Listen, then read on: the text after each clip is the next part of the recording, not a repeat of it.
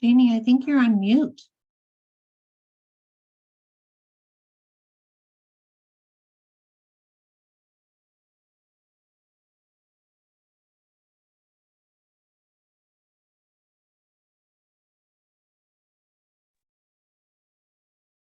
Good morning, ladies and gents.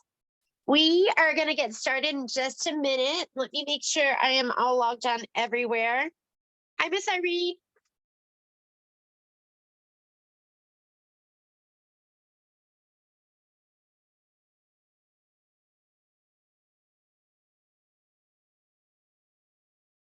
Patrick yells at me every day because I always have 10 million windows open on my computer. So I'm just trying to shut them so everything goes smoothly.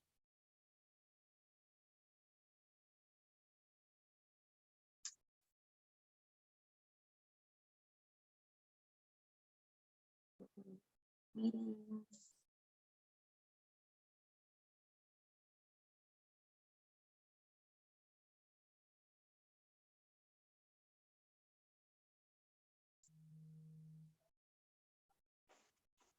Hey, Michelle. Hey, Michelle. Could you go ahead and get rid of whatever's open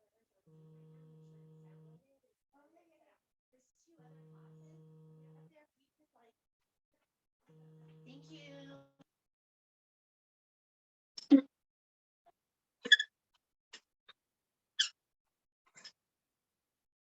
Oh, yeah.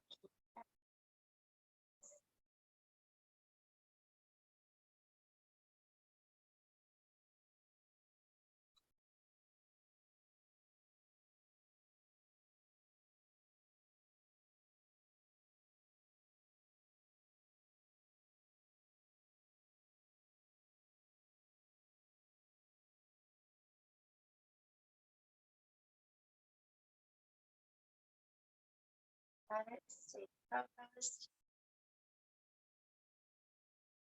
They're up there. If you could thank you.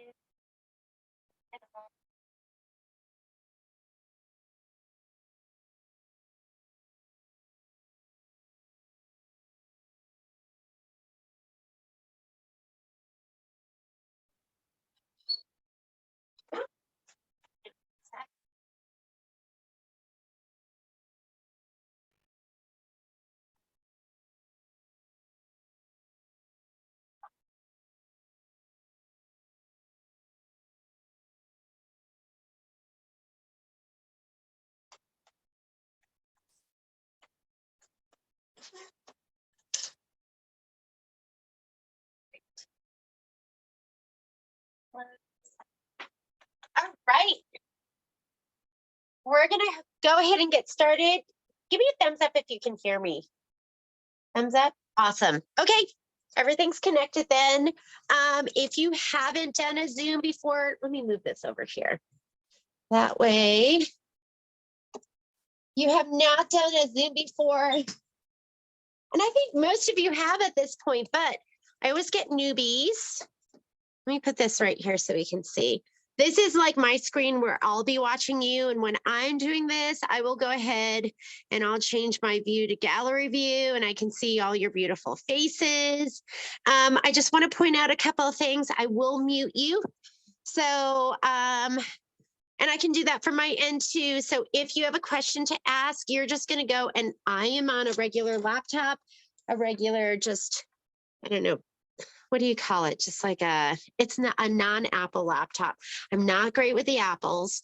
So if you have an iPad and all of that stuff, we can ask the group because everyone knows at this point except for me. I don't know why it just doesn't stick in my brain, but you can unmute and mute right here. And then you can also hold your space bar down and talk and then let go and it'll remute you again. And periodically I might ask you for a thumbs up. I'll go, hey, is everyone all together? Give me a thumbs up. If I'm not going to see your picture because there's a lot of people I'm not seeing here, you can go down here to reactions and you've got like clapping hands, the thumbs up, the cry face. I find this one's confusing. Because is he happy or is he sad? Is he like crying and laughing? Because that's what it looks like to me. But I do want to know if you're crying sad. This one, and what else? I've never even hit this. Oh, look, I didn't even know they had all of these other buttons. So there, you can get really expressive if you want. You can be like, Jeannie, you are a giant piece of poo. There. Okay, so you have all of that right here that you can do. And let's go ahead and get started. I'm going to switch my view again. I'm going to spotlight my video. There we go. When I spotlight my video, that's going to keep it big, even if somebody is asking a question, and should be spotlighting this. Hang on, let me see if I can switch over. Spotlight for everyone. Why is nothing showing though?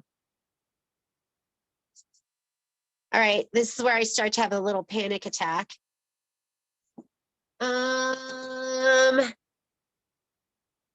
Participants, close. Shoot. Why are we not seeing anything? Spotlight. What is happening here? Okay, I'm going to clean my, oh, there we go. There we go. I should probably clean it off too. This is how technical I am. It's called using the old sleeve. Patrick always yells at me, but wait, are you guys even seeing that? You're not even seeing that. We're not. Spotlight for everyone. Just a black screen. Hang on a second. Spotlight. Let me. I think your Hang on. laptop's still on.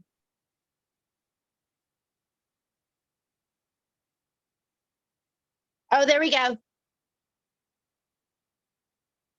I'm always so proud of myself when I figure it out on my own. If Patrick had been here, I would have been like, Patrick, help. But we got it. So, okay, let's go ahead. This is the project that we're going to be doing. You know, wait, got to grab one more thing. My instructions. I must have got the camera.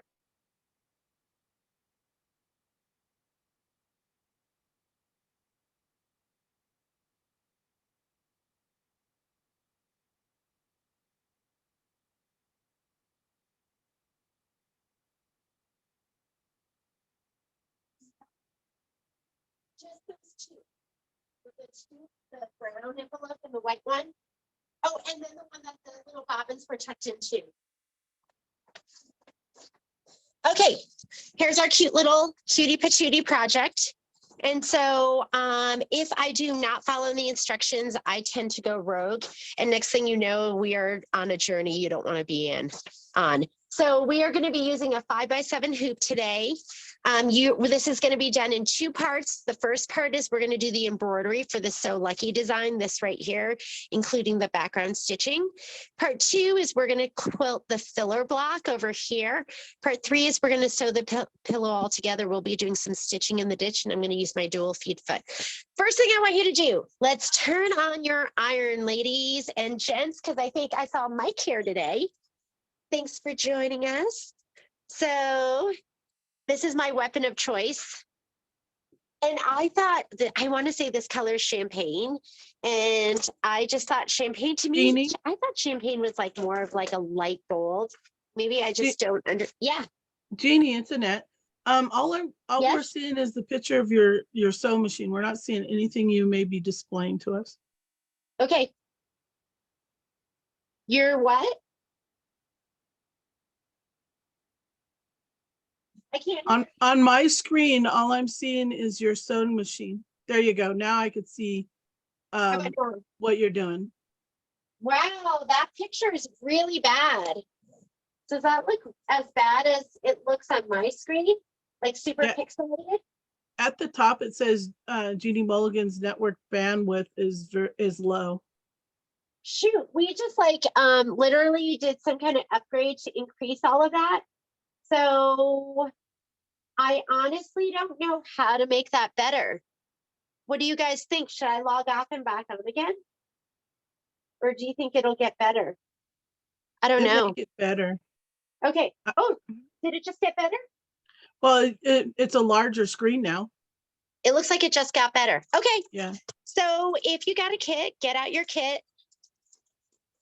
Kits make it so easy because you can just grab and go. Just grab and go.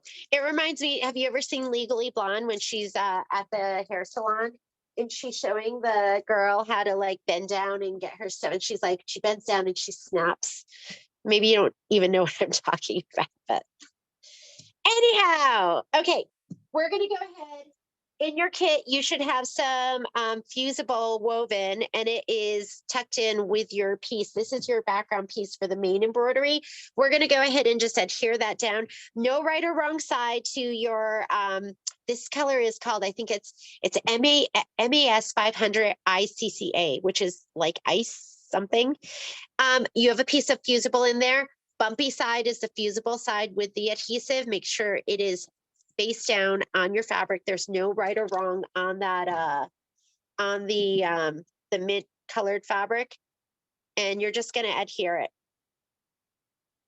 Moisture is always going to make it adhered better. I have some water in here, so I'm just going with the steam of my iron. If you don't have steam, just give it a shot of Best Press. And I wish Joanne Patterson was here because she's the one who always knows the directions. Shapeflex has directions on it. Yes, it does, ladies and gents. You can read that. And I want to say it's like 17 seconds or something, but I could be making that up. So you just want that adhered down. What that's going to do is it's going to help you avoid puckering, and it's just going to make it stitch out better. I love that. And they use it on a lot of the background pieces. Okay, you're going to have 2 pieces of mesh cutaway. You could use muslin instead. Muslin's going to make it all nice and soft, but it was fine on this pillow. Like, you can't even tell. You know, I love using muslin instead of no-show mesh. Grab your 5x7 hoop. I don't know where this came from because it's like super icky, but it was just back here. I'm going to use it. And you're going to put this on. What you're going to look at too when you put this on is you always want to make sure that your arrow, see how there's a little arrow here at the top? That's facing up. I probably once a month have somebody come into the store and they have their hoop like this. Make sure it's not like flat like this. I always tell people like a soup bowl should be like concave, not convex or flat. An arrow on the top. You can just take this, pull inward like this, not up. It'll just pull it right out. Make sure everything's nice and flush. You can hand tighten and then take your hoop screwdriver and tighten it a little bit more, which I don't know where mine is. I'm going to hand tighten. This comes with a hoop screwdriver too. You could always use this. The hoop tightener, what's really nice about it is that it doesn't slip off. It just slips right around that little knob. Okay, we are hooped. Let's go ahead and load our design. First thing it wants you to do is it wants you to stitch the batting placement line. And there is, the color doesn't make a difference. Anytime you see that little diagonal line, it means color doesn't make a difference. However, I usually look ahead until color does make a difference, which is going to be that mint green. I brought some different color threads. My favorite mint green this day tends to be mint julep. I love that. So that's what I'm going to be using. If you ever need glide colors, we do not carry glide in the store. We're not big enough to carry more than one line. Like space-wise, we just don't have the room. I can always order, and I order probably, I'd say once or twice a month. I'm going to go with a brand new pre-wound bobbin. Let me change my view over. There we go. And I'm going to put a brand new bobbin in here. I just use Filtech pre-wound bobbins. I pop them in. Oh, you know what? I can see right here, I didn't make my bobbin tension. I don't know if you can see this, but see the thread? Do you see that right over here? You shouldn't see it there. It should go into your bobbin tension right here and then straight across the bobbin and up. Every once in a while, you might just sweep it just right where it doesn't catch. And that's what I did right now. So I'm going to take it out. I'm going to reset it. If you ever start, you should always watch your embroidery and watch it start stitching. Because if you ever look and it looks icky on the top, rule of thumb is there's something going on in the bobbin area. If it looks icky on the underside, then a lot of times it's something in your upper thread. It's counterintuitive from what you think. I'm going to slide this on. Change up my thread in the upper. I'm going to put in my mint julep. Where are you, mint julep? All right, let me get threaded up.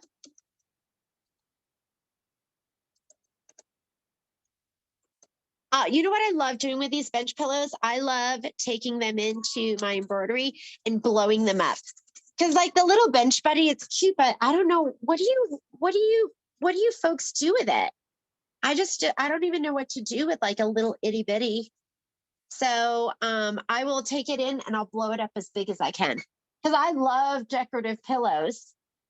Where's my USB? Okay, I already put it in there. So I'm gonna go here. I'm going to go to my USB and lucky us. Hopefully that's the right thing. I call it so lucky because that's what it says on the pillow, but it's really lucky us. Embroidery files, PES. And then the first thing you're going to do is you're going to choose the design. And I'm just using my 5x7 hoop. If you use your 6x10, then you don't have to. I think it'll give you a complete outline stitch to trim, but I'm just using my 5x7 today because it fits into that as well. Go ahead and hit set. Let's choose your hoop size. Good habit just to choose your hoop size. So to do that, you're going to go to your settings. We're going to go here on the Luminaire and Solaris. It'll bring up all your options. On some of the other machines, you have to arrow to it. And I'm going to choose the 5x7. I think some of them say 5 1/8 by 7 1/8. That's the same thing. It's a 5x7. And I'm just checking my settings. I'm going to stitch as fast as I can. I'm making sure I'm all at default. You don't want to end needle down for embroidery, just in sewing. So you should end needle up. If you have a Luminaire and Solaris, make sure that you have this embroidery foot auto down on. It saves you that step of having to put your foot down and then start. You can just hit start. And I'm going to say, okay. We're not going to change anything here. I'm just going to touch embroidery. And there are my steps. First step's going to be that placement line. I am just going to go ahead and hit start and let it do the placement line. I want you to grab your spray tan if you have one and your spray. You can also use tape. I'm a sprayer. Oh, I did have somebody ask me whether or not it was like carcinogenic. I don't know, but I would guess yes. It doesn't smell good. Don't spray and breathe it in. Turn your head away. But let's see, what are the ingredients in this? It can't be good for you, right? None of this stuff is. This is not an all natural product. Extremely flammable. Do not spray over an open flame. If you're ever attacked by zombies, and I've seen this in a movie, grab your spray and a lighter. And this can be a weapon. So, and whether or not it is, I just assume it's not good for you. I know I'm having you use something that's not good for you, ladies. I don't think they make an all natural sticky spray. Okay, you should have batting in your kit. So let's grab the right batting. You want to grab this square piece, and just so you know, you might have 2 square pieces. I have 2 sets of cut instructions. One set of cut instructions, like see right here, this is what they sent us.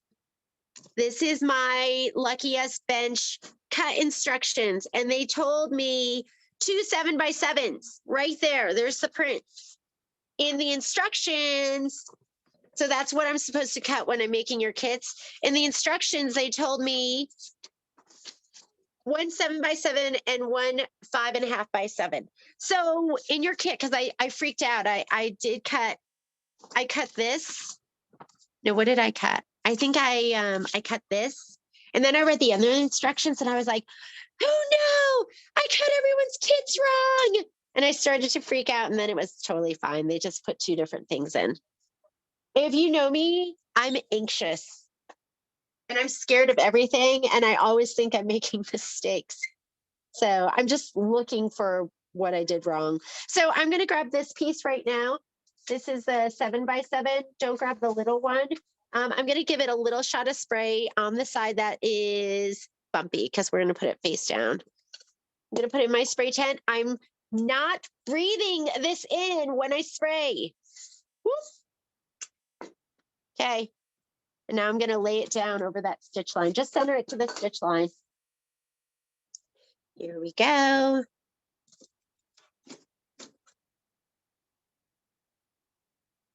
Yes, you can. Somebody asked, do they have to use spray? Can't they just use tape? Go ahead and use tape. I always tell people, do whatever makes your heart happy. I just find spray to be so much easier. Death by spray. That's what it's going to say on my tombstone.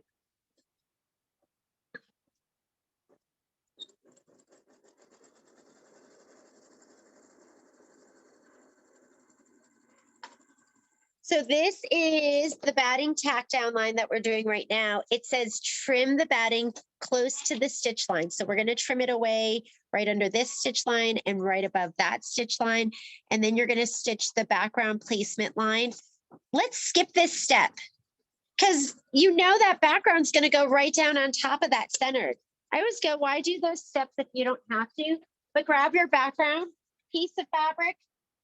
Here's mine right here. I'm going to put it face down with the Shape Flex face up. I'm going to give this a little shot of spray. I'm going to show you how to skip those steps. If you find it confusing going forward and back, then don't skip the step. Just do it. But for me, we're going to go into, let's trim first. See, I'm getting ahead of myself. Grab your double curve scissors. I don't care if you're using the little ones. There's little ones. You want the double curve. The first curve gets you over the edge of the hoop. The second curve curves away from your material below, so you're less likely to cut through it. And we're just cutting this bottom part, or I'll use my snips. I like to hold my fabric up at like 90 degrees. I find it easier to cut.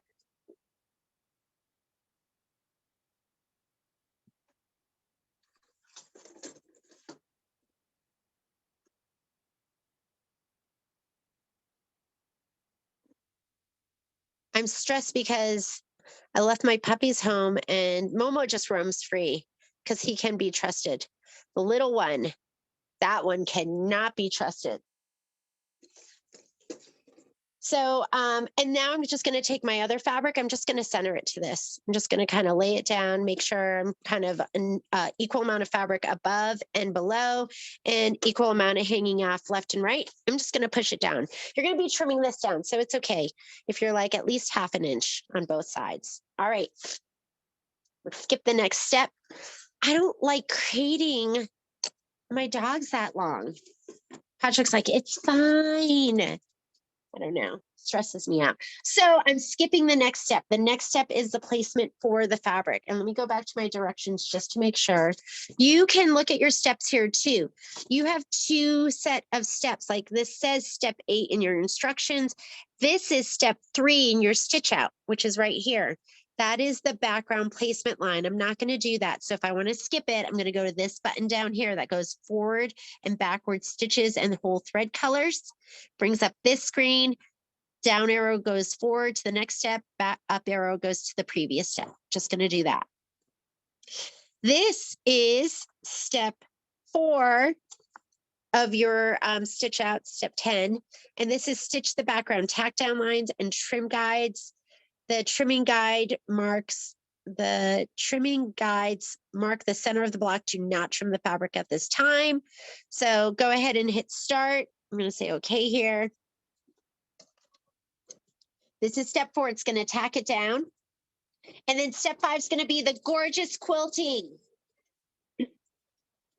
Now that gorgeous quilting stitch, you can use that on anything you want. You could use that on any project. You can blow it up. This is my tack down. If you do a different color, that is fine too. Remember, it says color doesn't make a difference.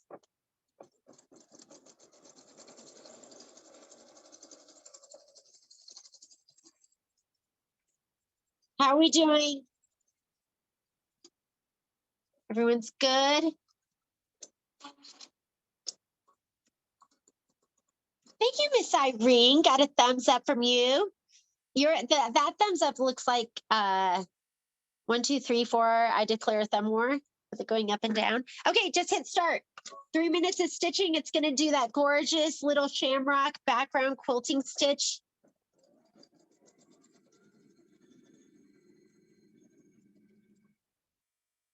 And doesn't mint julep is just the best color on this. I like mint julep.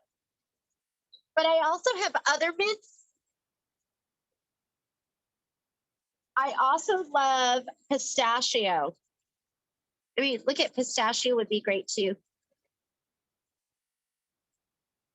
I don't know if it's like a little darker than the mint julep.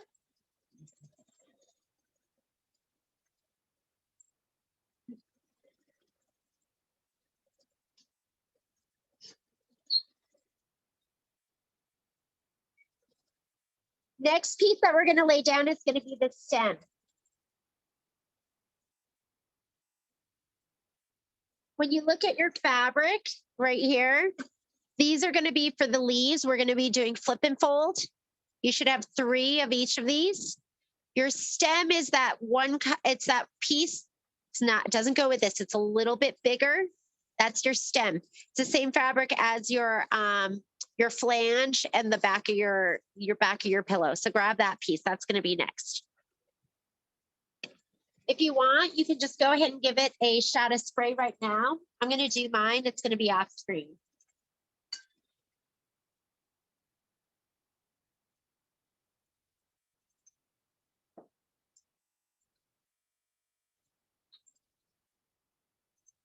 Isn't this a great stitch? I don't know if you can separate it out though.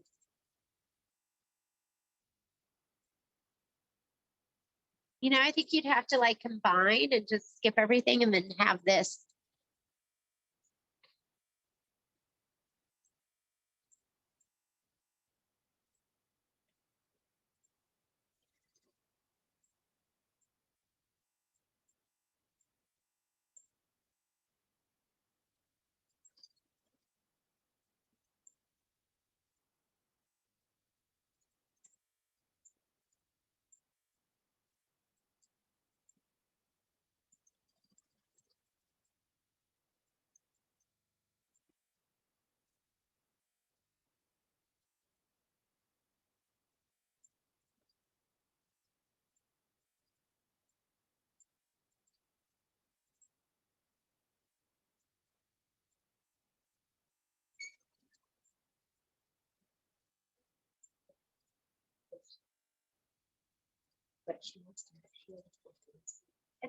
It's in there. I put it in there. Okay. Yes. So I'm just, do you want to keep this and I'll send Patrick an email, or where should I put this? You just put it between- I'll take care of it. Yeah, it's Do I already need in to there. send Patrick an email? Nope.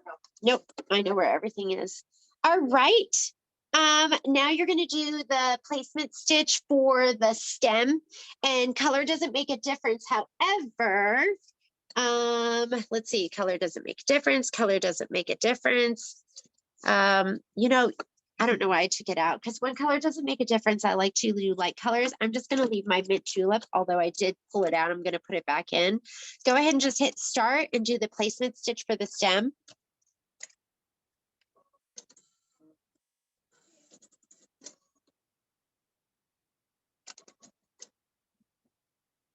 My piece is ready to go. I'm ready to lay it down.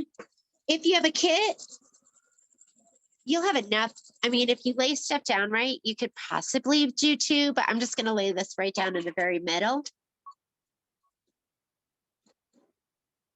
Just going to lay him down over that stitch line. Go ahead and tape if you want.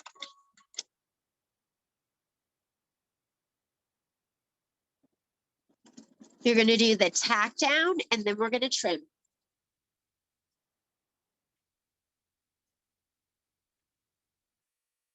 Oh, Cheryl, that looks good. Is that your coffee? Is that your morning, Joe? It's tea. I don't drink coffee. So, Patrick makes me my coffee in the morning. So he wasn't here today. And I hate being so independent, but I made my own. His just tastes better because it's made by Patrick.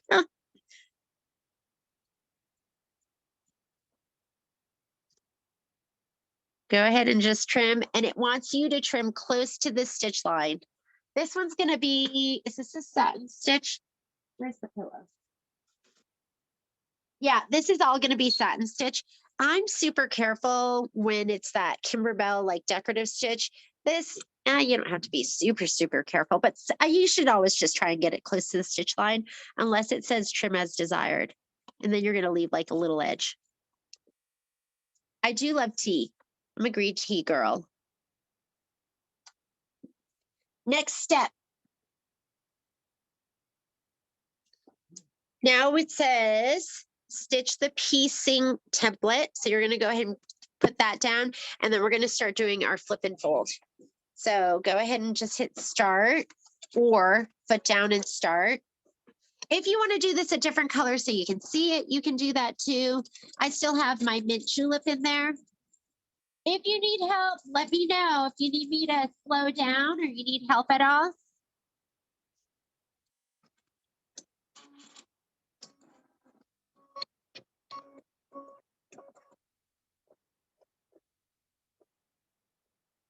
You can or cannot,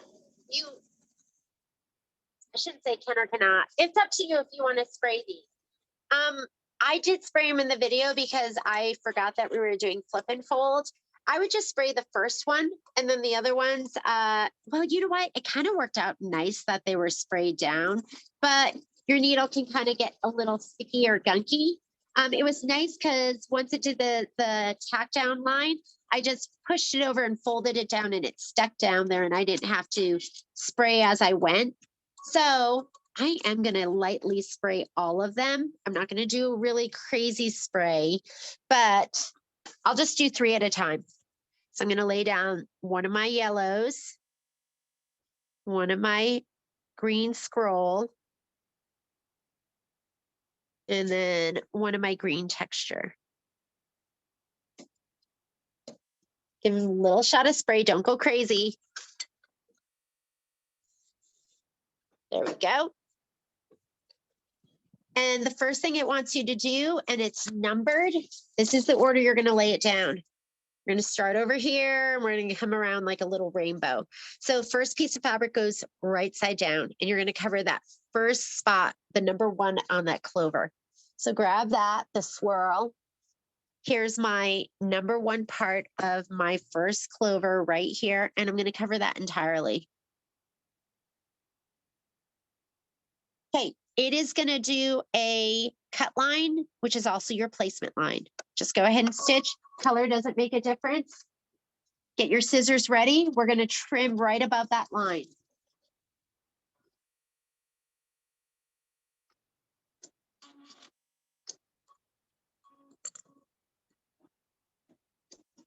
Going to just bring that forward.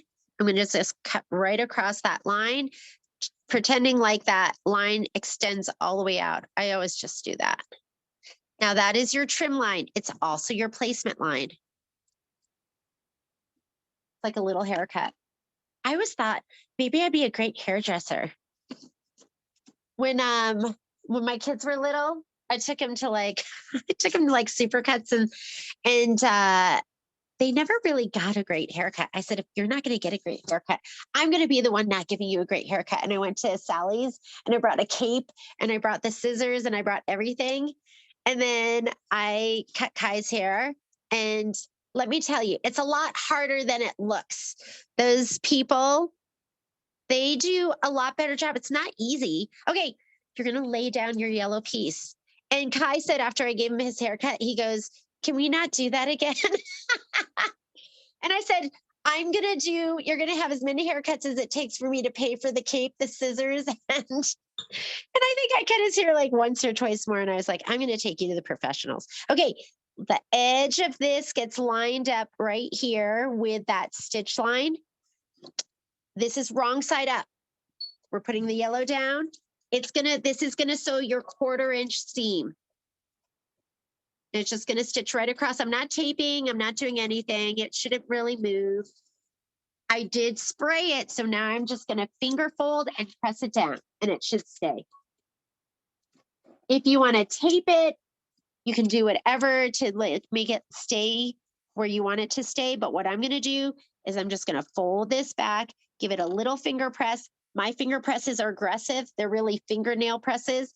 And then I'm just going to hold it down. Okay, slide it back on. It's going to do the next trim line / placement line. when you lay down your pieces, make sure you're centered to that, you're centered to the placement line, that your fabric's not too far left or right. First thing we're gonna do is trim. Go ahead and bring that back a little bit. Pretend it's like a straight line all the way across. Just like that. That was your trim line. Now it's your placement line. Grab that darker green fabric, wrong side up. It's going to be right side down. So when we flip it, did I say right side down? Yeah. When we flip it, the right side is showing up. Center it to the placement line. Just put it right side up. Slide this on. It's going to stitch your 1/4 inch seam allowance. If you want to hold it, you can, just to make sure it doesn't go anywhere.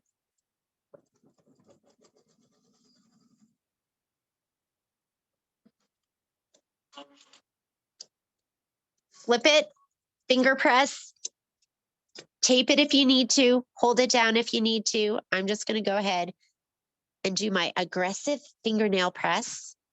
And I sprayed, so I'm just going to press it down and it'll hold. What I don't want is I don't want puckers. I don't want sloppy seams. I want it to be nice and flat and flush. Okay, next step is going to be the outline stitch. It's funny because you have all of these steps. It doesn't feel like that many steps, but that's what we've just done. We did all of this. Wait, no, we're right here. Now it's going to do a leaf 1 tack down line, and then we're going to trim around it. You want to make sure your foot's not getting caught on anything. You can keep your finger right here on the start stop button, just in case it flips your fabric a direction you don't want it to flip.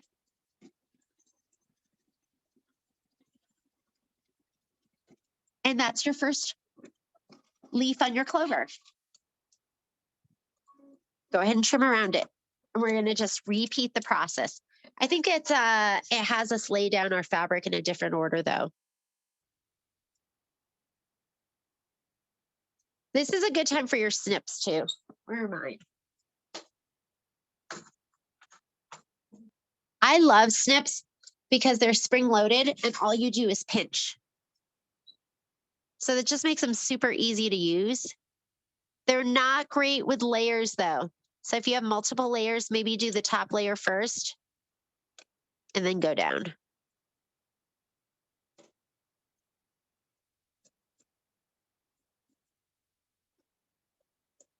So I'm going to finish this green layer right here. And then I'll do the yellow layer, and then I'll do the other green layer underneath.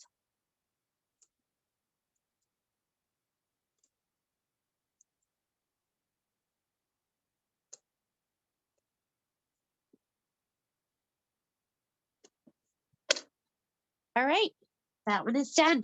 Any questions? We good? I don't know who's stitching with me today. It looks like it's me and Leslie. All right, you have your next template. Next color it's calling for is, we just did this step and trimmed. It wants you to go, looks like yellow, squirrel, green squirrel, and then the darker green. I'm going to grab all 3 of those and give them a shot of spray. Although I'm missing something. When in doubt, look on the floor. That's where my stuff always is. I don't know why. I feel like if I leave it and I spray it all, I don't know which of it loses its stick. It could be my imagination, but I feel like it does. So I just spray what I'm going to be using like right now. There we go. Yellow first. Right side up, wrong side down. This one is just going to cover this first part of your heart clover leaf. Go ahead and it is going to do this is going to be the cut line, placement line. Oh, I see Irene now. Hi, Miss Irene. You're stitching too, right? It's been nice you've been able to join us. Nice that it's not fire season. What do you think of, Irene? I always go, if you get so much moisture, it just makes more grow. If you don't have any moisture, everything's so dry, so you just can't win. But what do you in the fire field? What does everyone think? What do they prefer? Well, I think we just want drought, but you're right. When we get a lot of moisture, we get fine fuels. Yeah, you just can't win, So right? you just can't. You just have Yeah. to mitigate where you can. All right. Make sure the fine fuels aren't next to your house. Yes. Yeah. Defendable space. Okay. That was your trim line. It's also your placement line. Grab your piece of fabric with the swirl. So that was like, it was so funny growing up on the East Coast and, there were West Coast fires and everything. It seemed like you would see things on the news, but it just seemed like, oh, that's something that happens out there. And if you're not in it, you don't worry about it. So I never worried about it until you move out here and you're like, holy cow, there's a fire in Collin Ranch right behind me. And then you go, it becomes just so real. You're like, wow, this is the real deal. Okay, that was our 1/4 inch. We're going to flip it and fold it. Mine is sprayed, so I'm going to give it a little aggressive fingernail press. Press it down. We're going to do the next cut placement line. So you should have your yellow and then this one down. It's going to do the cut line, placement line.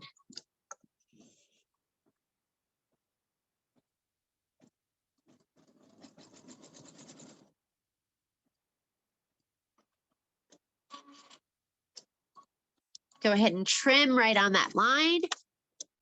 First your trim line, and then it will be your placement line. And again, I like to just pretend that line extends totally straight. I cut the whole thing. Now you're going to put down the dark green.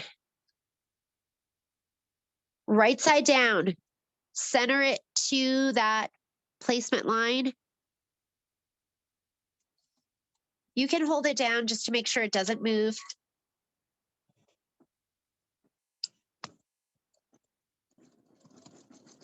You can tape it.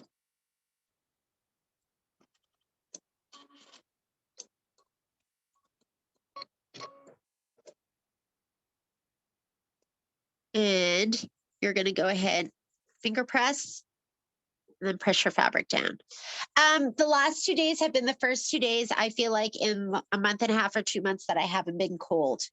I've just been so cold. And I was watching the news and it said that now the rest of the country, like the middle and the New England, is dealing with that Arctic blast that we had here on the West Coast, because it has been cold.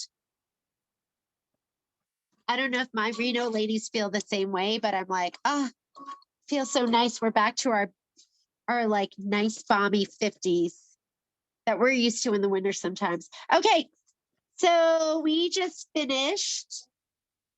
I think I'm already on page 8. Let's look to page 8. We just finished this step. Step number 41. I want you to go ahead and trim around that last flower. So Jeannie, apparently I can't talk and embroider because I totally sewed my yellow in the wrong place, so I'm still behind. Okay. All right. I'll take it slow. I know it's a flip and fold kind of thing. You do have to concentrate a little bit. I'm going to use my snips and just trim off this top layer. I'm probably distracting. It's like me if I can't drive and talk, because I'll be driving like either 90 miles an hour or I'll be driving like 30 miles an hour.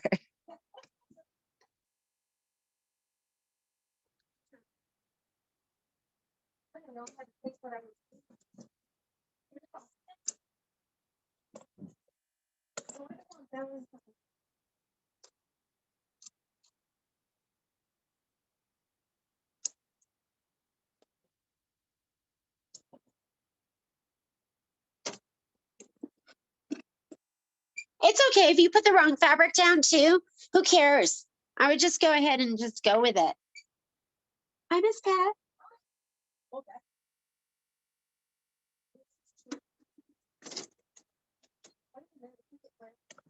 All right, we're gonna do the last heart. And if you want to follow the instructions, the order they're going in, because we're on page 8. They're gonna do the green squirrel, then they're doing the dark green, and they're doing the yellow last. But whatever order, it doesn't make a difference. Nobody's gonna notice. But if you want to do it just like the instructions, green, you're gonna do green, green, yellow. Light green, medium green, yellow. I'm gonna give mine a little shot of spray.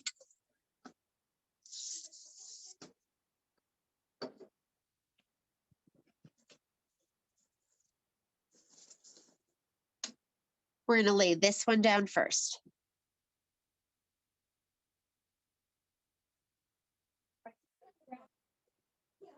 How are we doing, Irene? Are you on the, did you have to rip out some of your second leaf? Okay, but you're stitching that one right now? Okay, perfect. How about you, Miss Leslie? Am I super far ahead of you? Are you right where we are? Are you ahead of me? You're okay? Okay. All right. Remember, first thing is going to be the trim line and the placement line. Just going to go ahead and hit start.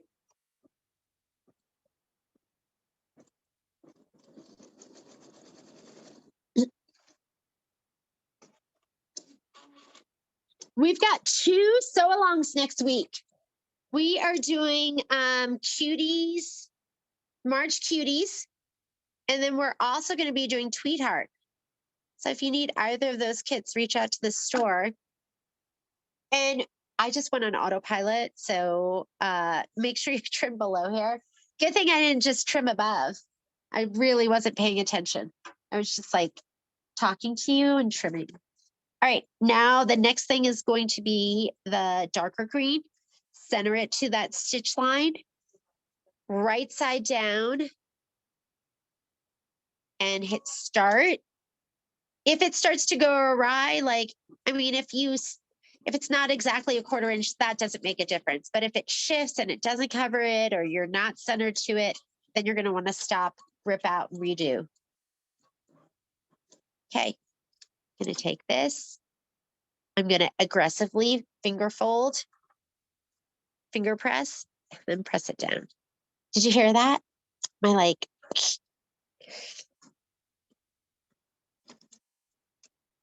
okay, next trim line, placement line.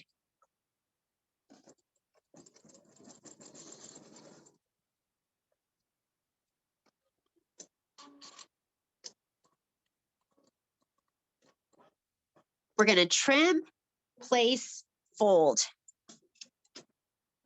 Here's our trim. I just pretend like this is one long straight line. I'm gonna grab my yellow piece. I'm gonna place, center it to this stitch right here.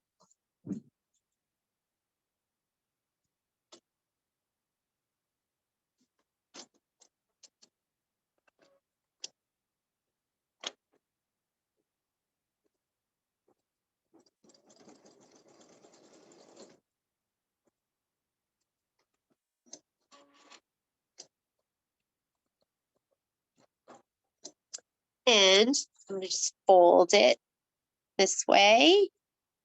I'm gonna finger press and just press it down because I have a little bit of spray, so it just stays right down. And go ahead and stitch.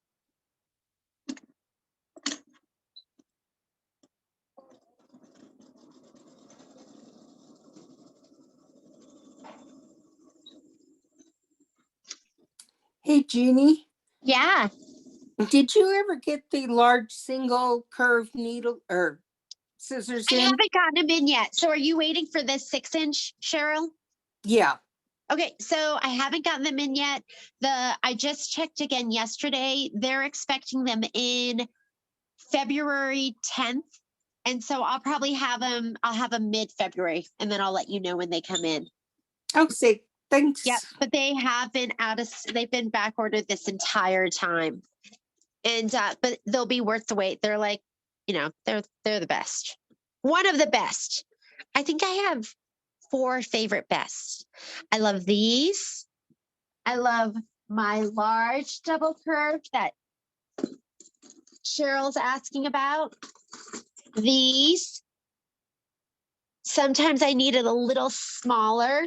When I need it a little smaller, then I go with these. This is the mama and this is the baby. So you need both. Because sometimes you need stuff baby size. And then these. These are the curved straight. And then don't forget this. And don't forget, no, I'm just kidding. I'm not going to go into all of them. But like, okay, literally, these are like my favorites. This is like what I use all the time. So this is what you have. You have to have your lipstick because you never know when you want to look gorge. Just kidding. I never wear lipstick, but you need your little pins and you need them accessible. You know what isn't in here? Are my my my side hoppers are in there, but my other snips, my OESD with the little hook on it. I love those too. Okay, I'm gonna trim this down.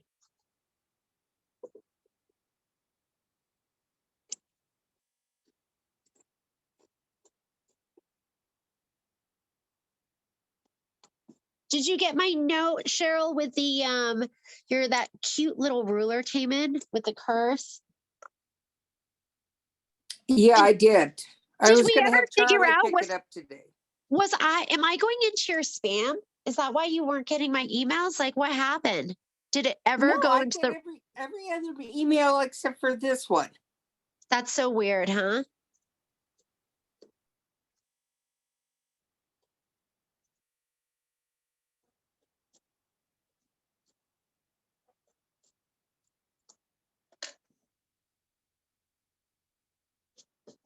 All right.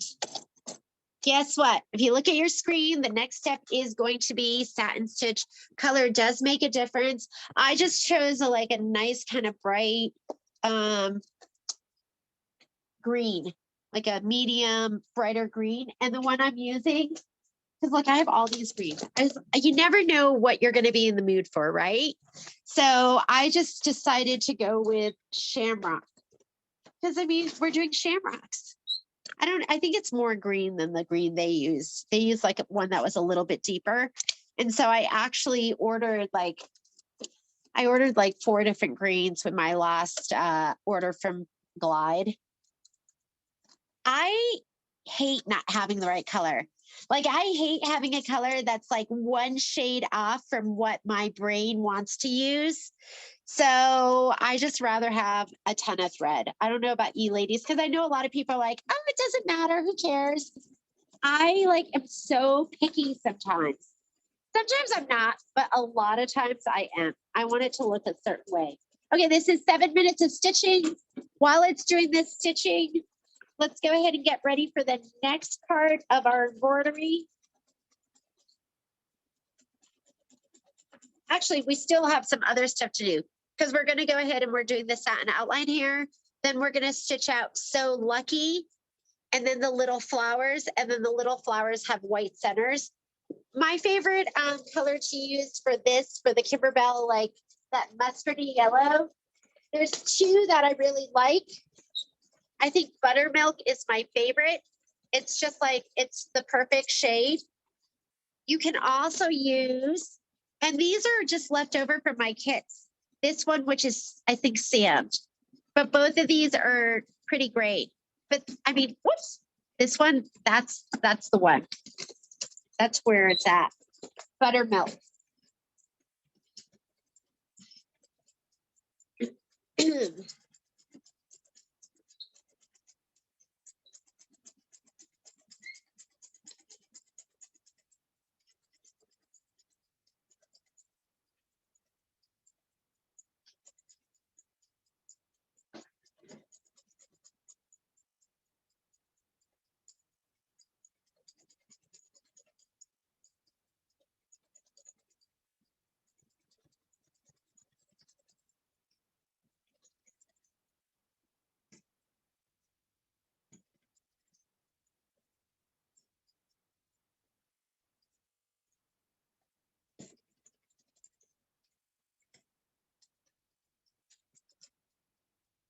Ladies and gents. So I don't know why, but I don't have fusible in my kit for this. But you want a piece of Shapeflex, and that's going to fit the back of this. I'm going to go grab a piece, heat up your iron, because we're going to go ahead and press that down. Hopefully yours has it.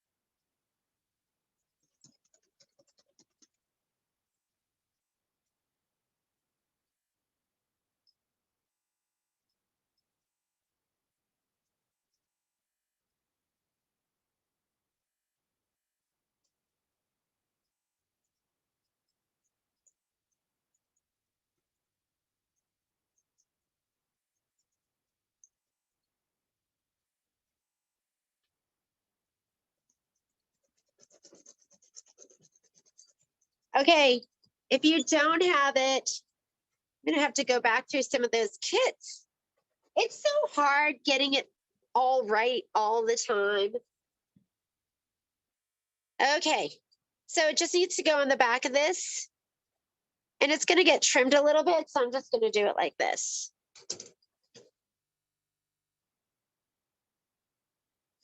I'll just do the whole thing.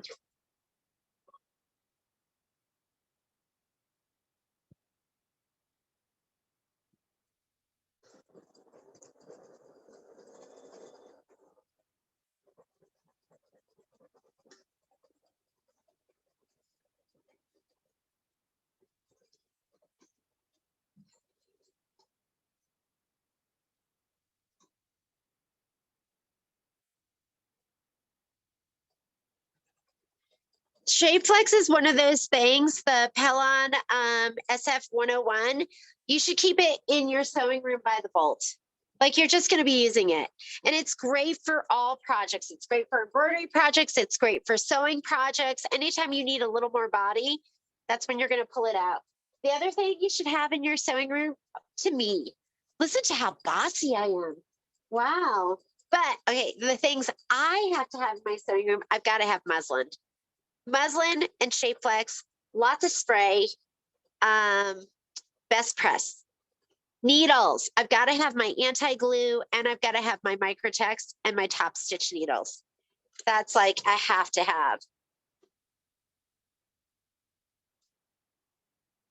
I was talking to or emailing with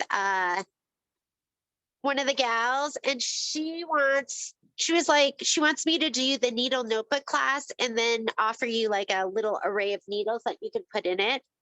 I don't know if you ladies and gents, Mike, if you'd be interested in that.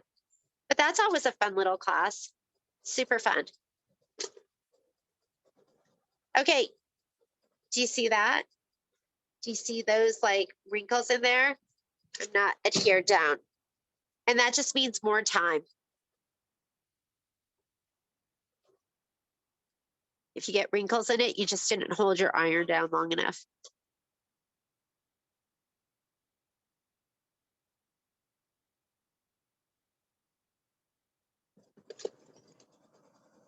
Okay, we should be good.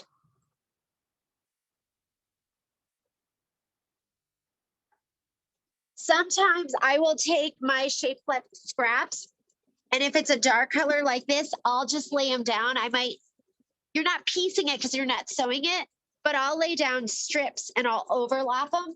Don't do it on light colors because it shadows through, but dark colors, like you can keep little pieces and just use them down together. So if I had like 3-inch strips, I would just put 2 3-inch strips and just fuse it down.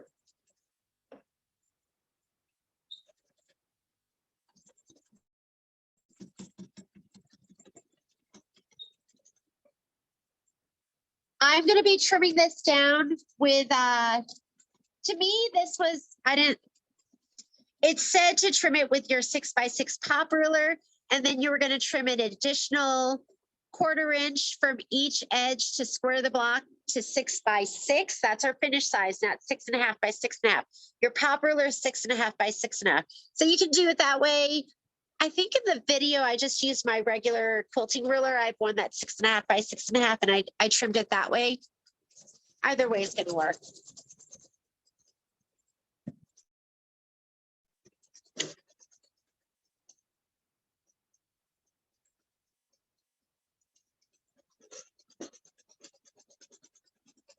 So Jeannie, where it says trim an additional 1/4 inch from each edge, is that just the What was that? sides? When it says trim an additional 1/4 inch from each edge. Yeah, the is that finished just the size of this. sides? Just the sides of it or all? Yes, the end size of this is going to be 6 by 6.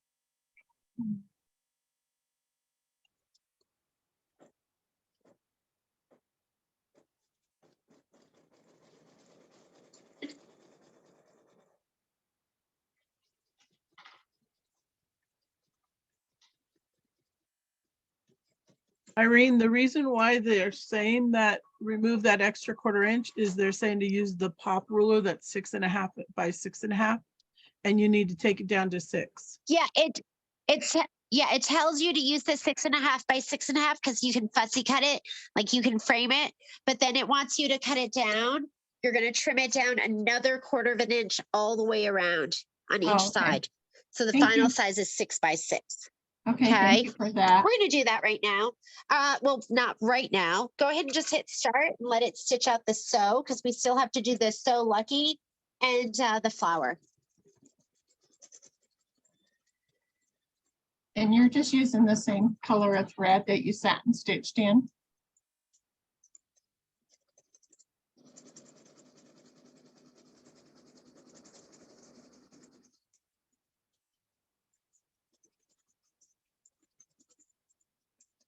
I think we lost her. This is Annette. Yeah, that's what I used, is the same color. Thanks, Annette. Oh, now we got her back. Oh, no, we don't.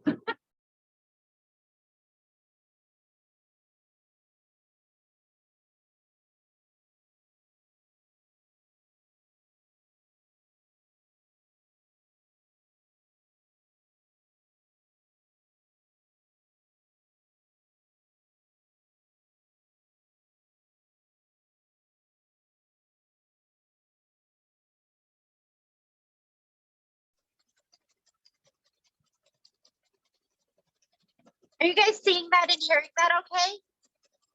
For some reason, it just like dropped and it picked back up again, but it made me spotlight it again. No, we can see it sewing. Okay. Okay, get your color ready, the yellow, whichever yellow you're going to use or whatever color you want to use. Doesn't have to be the yellow. You could go totally rogue. What if you went totally rogue and you just did it like Halloween colors? Like purples and blacks and orange. That would look kind of cool.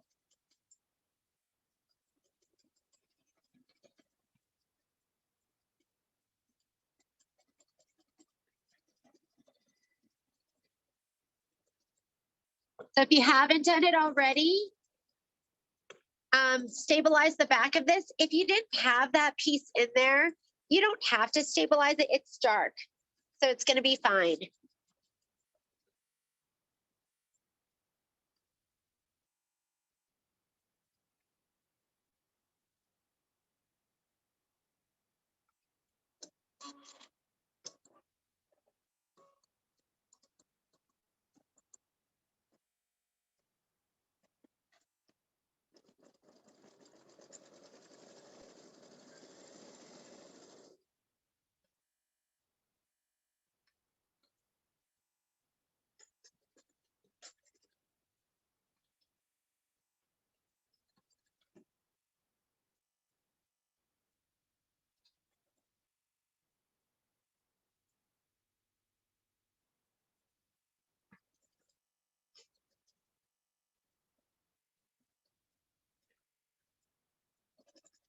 Is it giving us that same message where it says low picture quality?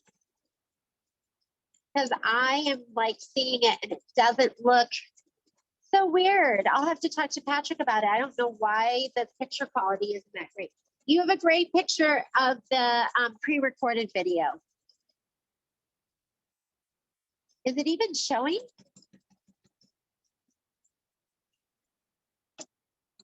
Are you ladies seeing a picture? Because I'm not seeing a picture on my screen.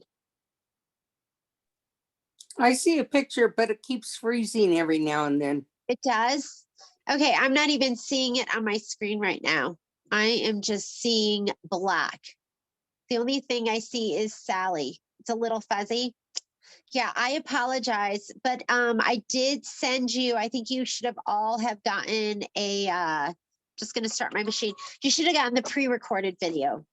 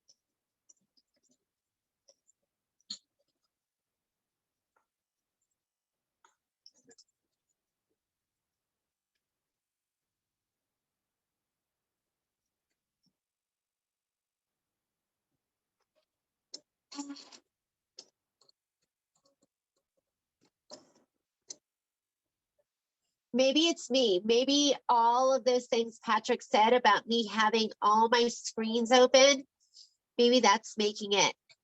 I just closed a whole bunch of my screens, hoping that's going to help. All right. We're going to go ahead and put in the yellow. And I told you that I'm using buttermilk. So let me go ahead and put that in. Plus, it's really windy outside, Jeannie, so it could be causing problems with the internet.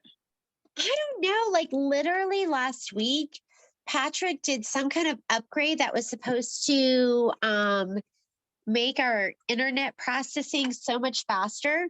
So it just makes me sad that it's not like super crisp and clear for you. Just listen to the sound of my voice, ladies. I'm just going to walk you through it. It'll be coffee talk. Okay, it's going to stitch out the flowers. There's 3 of them. And then I want you to get your white ready because then we're going to do the flower centers.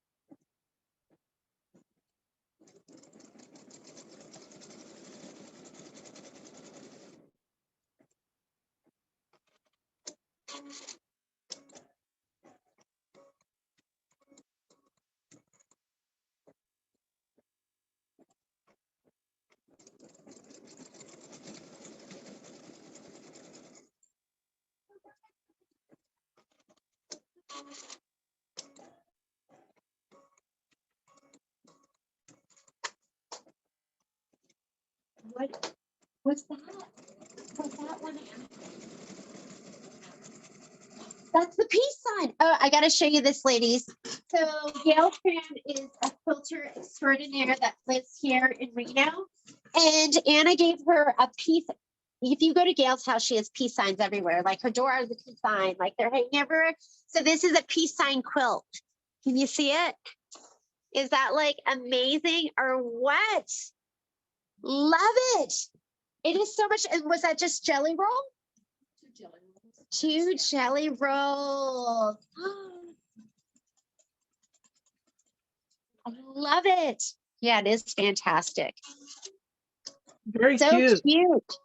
Yeah, wasn't that? That was beautiful. She does such beautiful work. I think quilting is like air for Gail.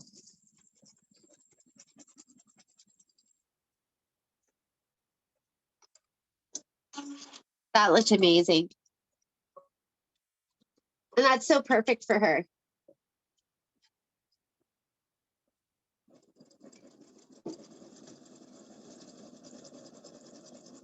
I'm gonna grab my white thread. I always use, my favorite white is Isacord 0015.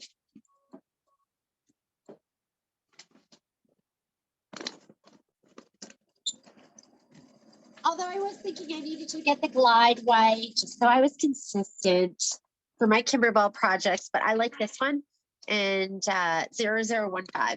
Because there's 0003, which is like ghost white, and then there's 0010. I can't remember what that one is. Then there's white and there's paper white, because there's a lot of different whites out there.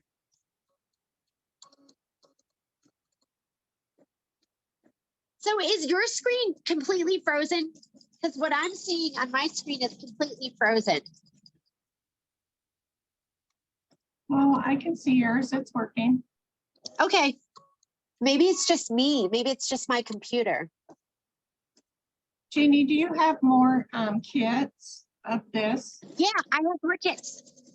Okay. Do you want me to pull one aside for you? Yeah, if you could pull two aside, I think I'll make one for my niece and my daughter. Okay. And I'll check them and make sure that second piece of Shapeflex is in there. Okay, my kit had it in it, the second did? piece. Uh-huh. Yeah. Maybe you just know, got I the need it when I only miss it. one. So the kit is the kit's $9.99. And then if you want the pillow form with it, the pillow forms are normally $12.99, but it'll be $9.99 with the kit. And it's the Kimberbell ones. And I think it's on the site. If you go onto the site and just look up So Lucky, you'll find it there.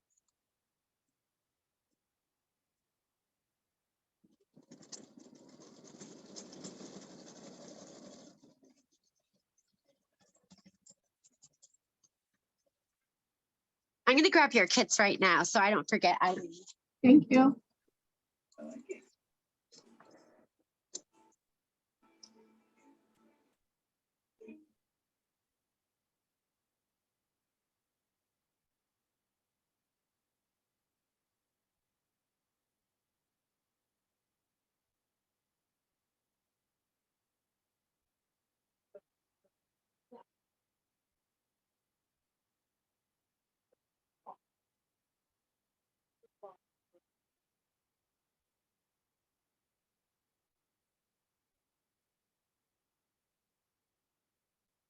Sorry, ladies. Go ahead and put your white in now.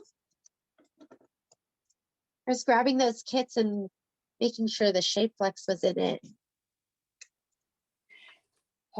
Jeannie, I joined late. Okay. What color green did you use? So I used on mine, and it's totally up to you, but for the green background quilting, I used mint julep, which is a glide color. Just any mint's gonna work. And then for the green here, I used shamrock, which is, it's that green. So shamrock. And then for the yellowish, the mustardy yellow, I use buttermilk. So those are the three Thank you. colors I've used so far. All right, I am threading up with white.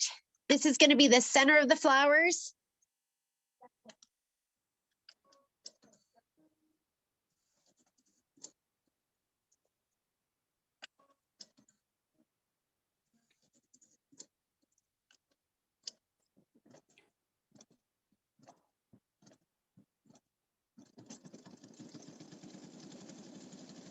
Jeannie, this is Yeah.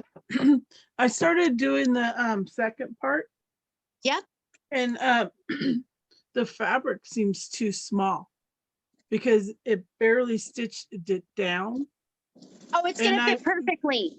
Yeah, you're not going to have extra fabric. It's not going to get trimmed down. Okay. All right. Just wanted to make sure because it's right on. Yeah, The it 4.5 should be right by on. 6 is right on. Okay. All right. Yeah, it should be this piece should be exactly 4.5 by 6 inches, and it is not going to get trimmed down. It's going to be like, that's it. It's going to fit right on that. So you didn't do it. It's right. All right. But in the instruction, it says to trim it down. So that's why I was confused. Okay, thank you. Does it say to trim down the filler piece? Yeah, to the 4.5 by 6. I I think think they it's have just some talking type of about error. the cutaway behind it. I think they have some type of error. Okay, No, I think it's just the cutaway, you know, because you're gonna have to trim the cutaway behind it. So, but it should be like pretty perfectly that size. Yeah. Oh, you know what? Like I see what you're I see. saying, right? Yeah, I think they have an error, but that's okay. You know what? They must have an error because if you look at the instructions in your cut size, it says you're right. So, but that filler block is 4.5 by 6, which is the final size that it's going to be. Right. So, with the pop ruler, but you're right, because they are showing it with extra fabric all around the edge. Yep. So, but yours should just fit perfectly. Okay. So, yeah. Okay. Let's go ahead. We're going to pop this out. We'll go ahead and press this down and trim it while it's doing, while this is stitching out. We're going to kind of multitask. So I want you to go ahead and grab, is this page 9? You're going to grab your second piece of cutaway, mesh cutaway stabilizer. We're going to load the design. You're right. I didn't notice that. Okay, so I'm going to pop this in here. Let's go ahead and take it to the machine. And let's load our design. I'm going to slide my hoop on.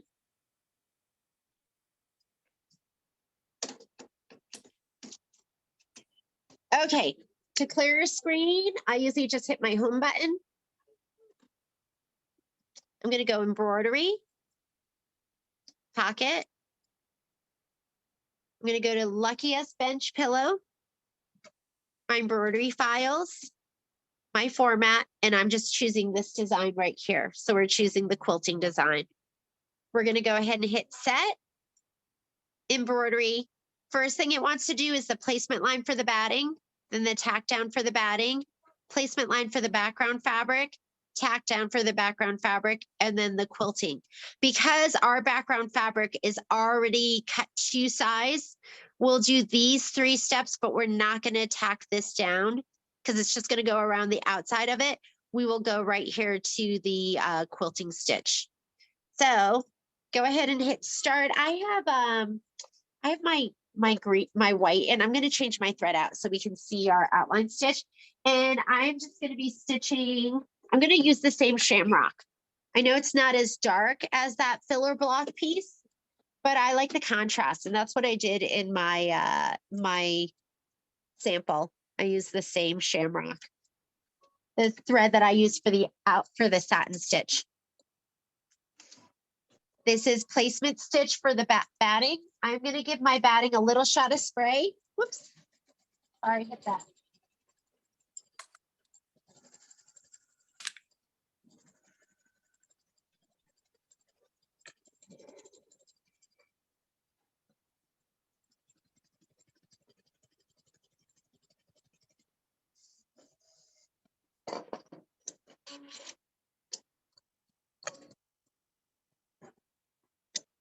Okay. And we're going to cover the whole stitch. So Jeannie, are you going to skip then- step 3 or stitch 3? No, Stitch I'm going to three. do step 3. I'm going to skip step 4, which is Okay. the tack down for the background. Okay. So I'm going to go because this piece needs to fit exact. So I am going to do the placement stitch for the background fabric, but then we're not going to do the tack down because it will literally just go around the outline of it. Okay. Get your scissors because you're going to trim this. We're going to trim our batting.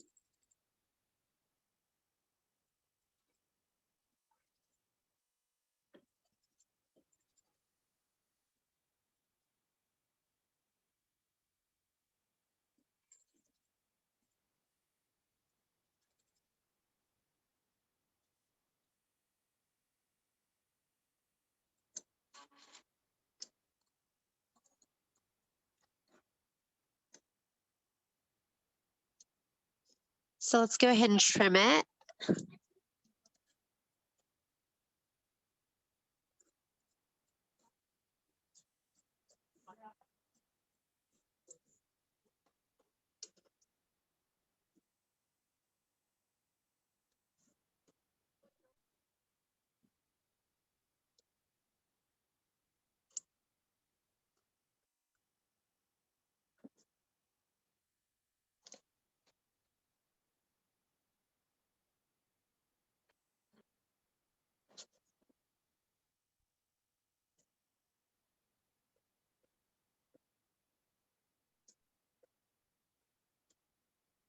So when we do like Oh So Delightful and all of that, we skip this step. We've been for the quilts, we've been cutting our batting to size. And then skipping the step for the tack down.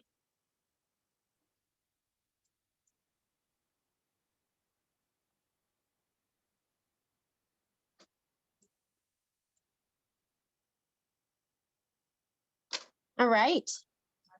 Okay, we are going to do the next step because this is a filler block. Filler blocks are cut to size, so you need to lay it down exactly inside of that stitch. I want you to give your filler block a little shot of spray to the back, or you can tape it, whatever works for you.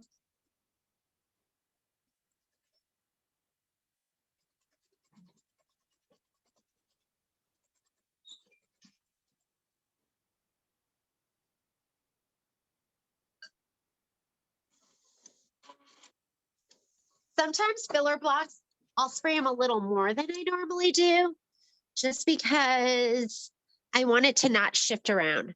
So this is 4.5 by 6 inches, which should fit right inside of that placement stitch. We are not going to do the tack down because it literally will just go like right on the outside. It might catch a thread or two here or there, but I don't think it's worth doing. So that is laid down. We're going to go ahead and go to the next step. So this is going to be the tack down for your background fabric. I'm going to go here where I go forward and backward stitches. I'm going to skip that. That goes forward, and we're going to do the quilting. So go ahead and hit start. If you want to tape instead, you can. Sometimes I'll just kind of hold it down a little bit just so it doesn't shift around, just so it kind of gets started. And make sure it's not going off the edges and scooping underneath your fabric. That's what you don't want to have happen. And if your filler block doesn't fill the entire way, it's okay, because you have the no-show mesh underneath, and we can cut to the no-show mesh. Or if you're using muslin, you have the muslin underneath and you can cut to the muslin. But just watch and make sure that foot doesn't get caught. You just don't want it to scoop. I think we've all had instances where our foot has scooped underneath our fabric and made a big old mess. The worst.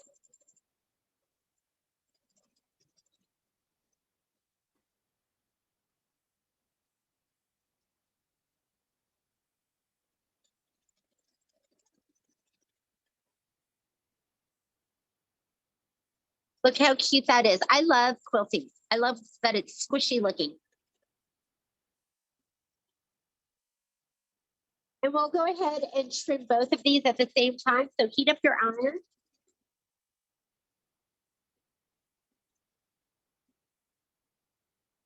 This one's super quick and easy.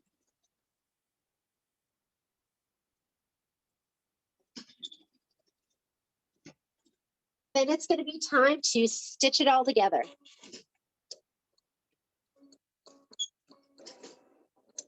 Yeah, you know, Annette, I didn't even catch that. I didn't even catch that it had like the bigger piece and any of that.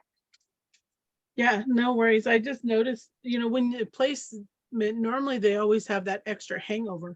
Yeah, yeah. And for this, like if you are doing it, and we cut as per their material instructions. list. Mhm. Yeah, so that's how they had us cut the filler block. We didn't cut it with extra. All right, I'm gonna pop this out. You are done with your hoop. You can take that, put it to the side. I like to press my pieces from the back. I didn't know that. And I guess if you leave your iron on here long enough, it's going to melt. You know, it's like this plasticky stuff. But I guess I never press it that long. So mine's never melted before. But I like to go ahead and give this a little shot of spray from the back.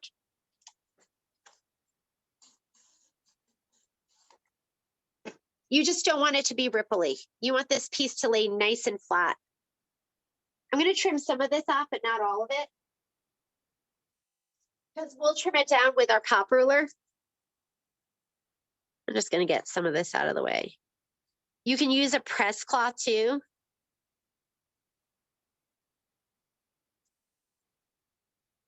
I guess I should have just put this on my mat and used my rotary cutter, right? This is nonsense. Usually when I'm really pressing, I'm like up on my tippy toes. And you just want it nice and flat. Impress from the Jeannie? front side too. Yeah. It's Lila. I need to leave. I'm having some plumbing issues. Okay. So I'll catch the rest of it on the replay. Okay, perfect. And I sent you the original video, like the pre-recorded one. And this one you can watch whatever. Okay. All right. We'll see you All later. right. Uh-huh. Good Bye-bye. luck with the plumbing issues. That's never a Yeah. good thing. It's like they started yesterday. Hopefully it was going to be easy, but it's turning out to be a major issue. Ooh, okay. All right. All We'll right. talk to you later. All right. Bye. All right, bye. Okay. So don't worry about like all the way on the outer edge. That's going to get trimmed off. But like right around the stitch line, you want it to be pretty perfect. I'll usually go one direction and then the other direction. And that looks pretty good. Let's go ahead and trim it down. So, I'm gonna come over here.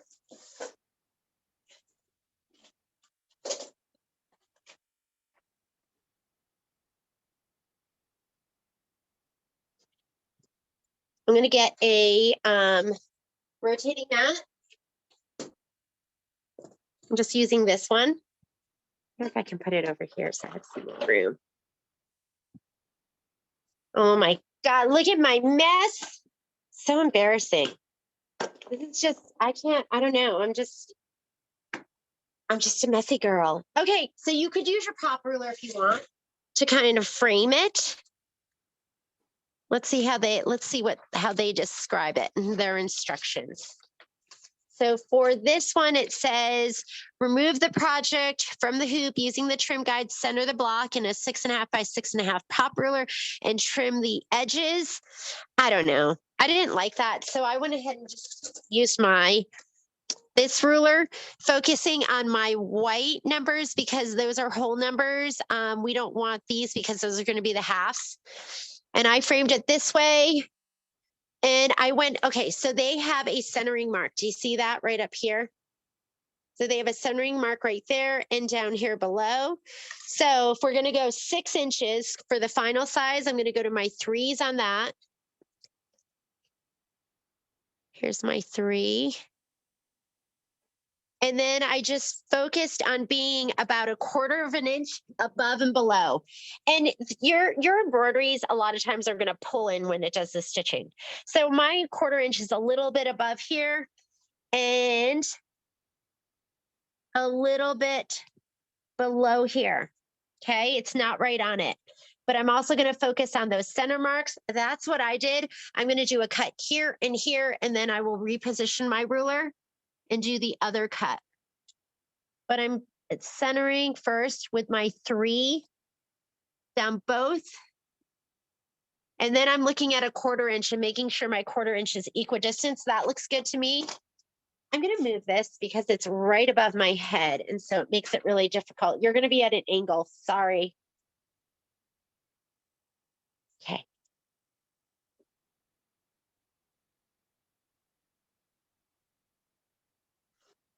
Okay, I'm just doing those 2 cuts. And this is a rotating mat, but I'm going to have to move my ruler anyway, so I didn't hold it down. And I'm going 6 and 6. Wait a minute. That's not right. Hang on. Did my cut here? Did I do my 6 and 6? Oh yeah, here. There we go. Sometimes it takes my brain a moment to reposition. Did I cut 6.5? I totally did. Sorry. Okay, let me go 3 here. 3 here and 6 and oh, okay, there we go. I'm sorry. That was too big. I needed to go. So I was going my full 6.5 the other direction. So now I should be good, right? Because I'm focusing now. Hang on, let me get this right. Sorry for the glare. There we go. Whoops, just travels with me, doesn't it?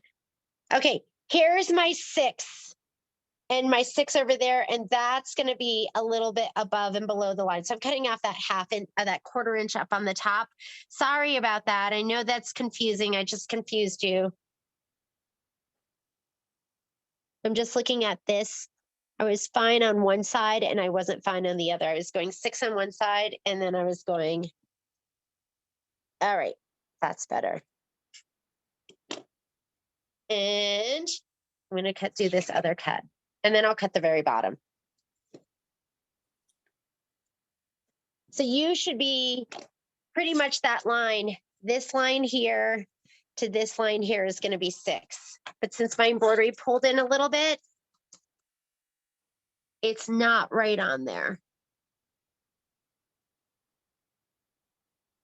Okay, here we go. And do my last cut.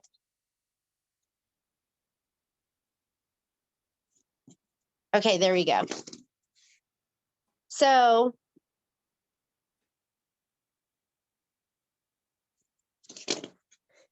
that doesn't look right either. Cutting that off. Now it looks right. Okay, because from this little center mark, you should have 3 inches, 3 inches, 3 inches, 3 inches. So you should have centered that 3. A plain 6-inch ruler would have been great.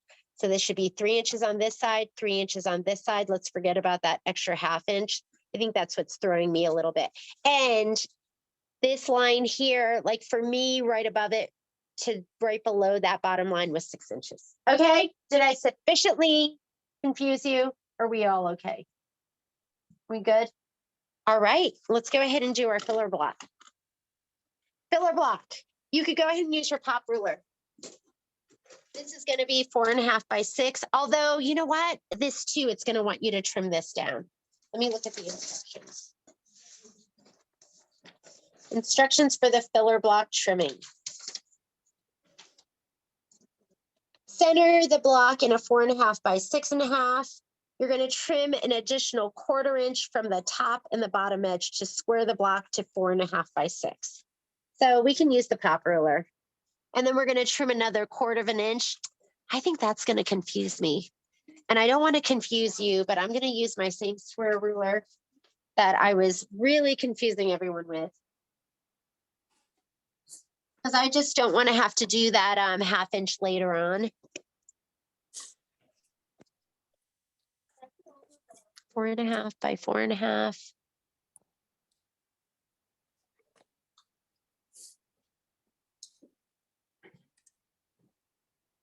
There we go. Because it does want it to be 4.5 by 6. Here's my 6 right down here. 4.5 is going to be fine. I'm going to be able to do 3 cuts and then, well, no, 2. I'm going to cut here, here, and then I'll reposition. And again, 4.5 by 6 is what you want. This is 4.5 this way, 6. I'm putting my 6 down on that bottom. My 4.5 here.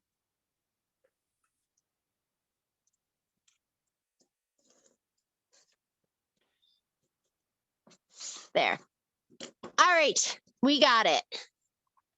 So it should look, and I'm not worried about this, but I wanted it to be like to the back of it. Don't cut it to the green part because that might be a little smaller.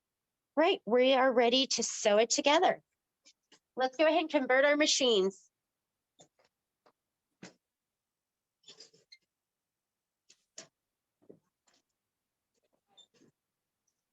Here we go.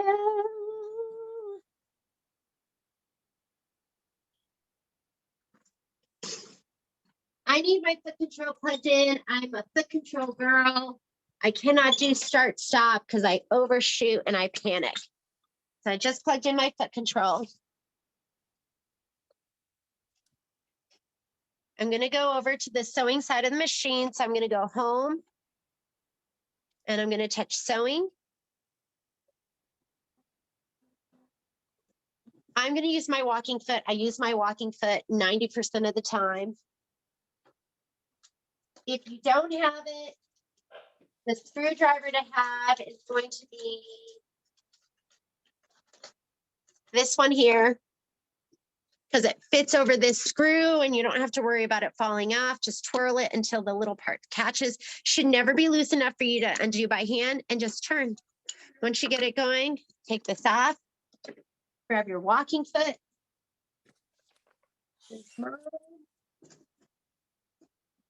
Look at Sage made me this adorable little basket. It was like one of those little rope baskets. Love it. Gonna slip this on from the back. And of course you can use any foot you want. Don't let me bully you into using this one, but it is so wonderful. I'm gonna hand tighten and then tighten it a little bit more.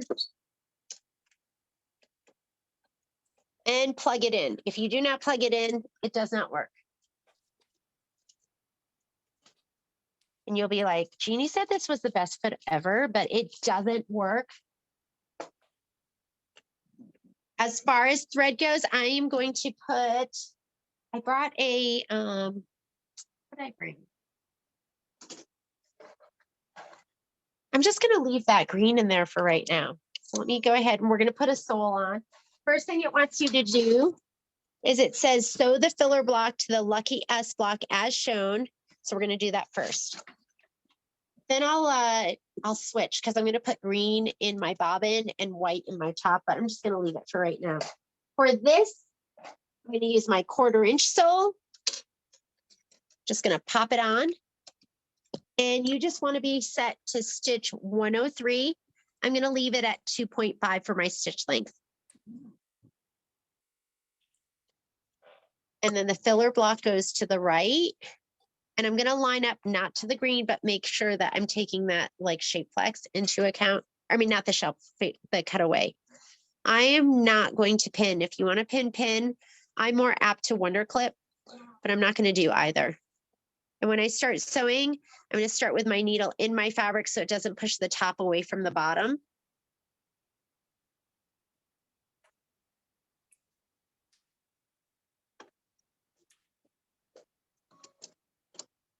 And I'm going to, whoops, sorry, I can't see because I have the camera in front of me.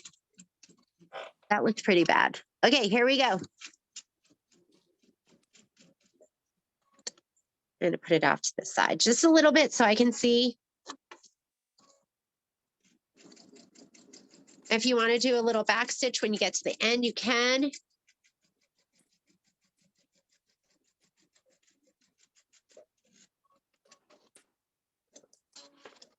Okay, I'm going to press that seam open.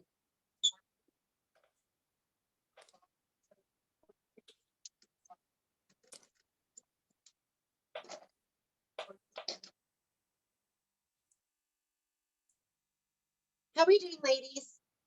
I think you guys are all ahead of me. Am I like the slowest, pokiest? I've been watching you. No, I'm just now got my machine set up to sew. Okay. I'm a clapper kind of girl. So a lot of times I'll press it, best press it one more time. My iron's not totally heated up. Leslie, where are you at? And Annette, I think the two of you were ahead of me. I'm getting ready to cut the blocks. Okay. Thank you. Yeah. How about you, Annette? I'm here. Are you already sewn together? Yeah, and I got my dingle balls on already. Okay, So, so I'm gonna do this and then I'm gonna wait a minute so that Miss Leslie and Miss Irene can sew with us. And I'm not sure where everyone else is at. Mike, have you been sewing with us? Clapper.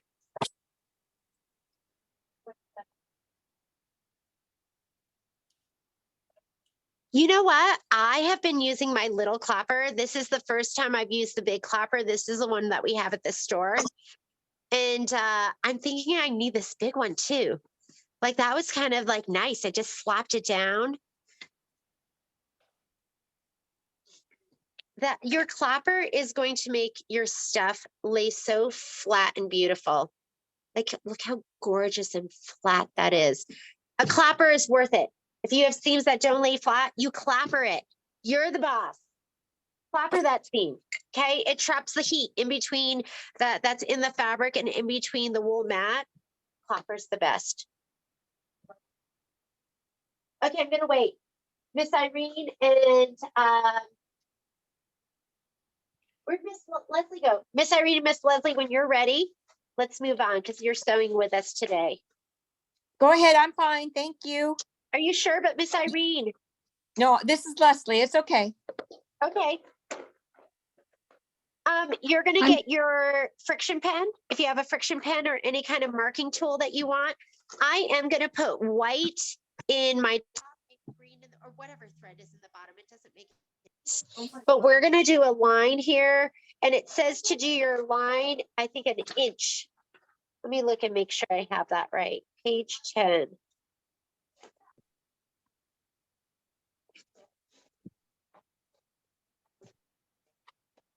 Page 7, 6. I'm missing my page 10. Where'd my page 10 go? Does anyone have does it say to, I don't know how I can lose my stuff. Is it an Yeah, inch? it's 1 inch up. It's 1 inch from the bottom. Okay. So I have a friction pen. Not really going to be able to see it on that side. You know what I really prefer is my chalk. Where's my chalk?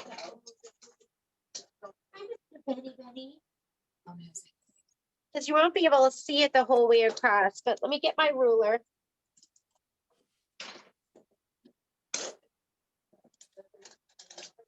It's hard when you have like 3 people teaching classes because we all grab stuff and then it travels around the store. So let's go 1 inch from the bottom.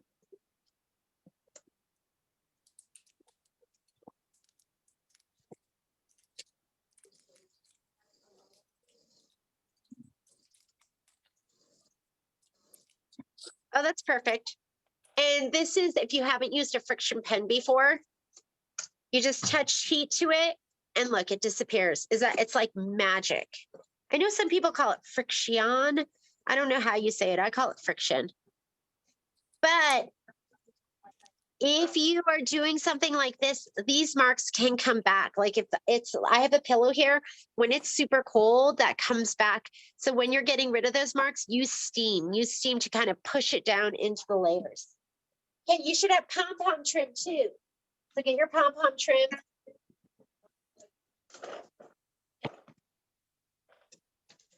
Oh my goodness. Find your pom-pom trim, win it out, look on the floor. Where's mine? Oh, mine's over here. Okay. I didn't pin mine down. I sewed it down, and like, I want you to be mindful of what's near the edge because you're going to have 1/4 of an inch too. So I am going to go ahead and I'm just going to cut off this pom-pom because I want it to be, I want there to be like little more than an edge. When we cut these, I think we cut them right in the middle, but I'm going to cut that pom-pom off right next to where it is. That way, when I start sewing it down, I'm going to have 1/4 inch too. I'm not going to have to navigate this pom-pom that's in the way. And I'm just going to start and I'll sew it here. They have a little bit of stretch. We cut them a little bit bigger, so you should have enough to go over here. But I am not going to pin it. I'm just going to start sewing it down. And as I sew it down, I'm just going to peek underneath and just make sure that that line is kind of centered to my pom-pom trim. So let's go to the machine. Irene, are you good? Yep. You're switched over.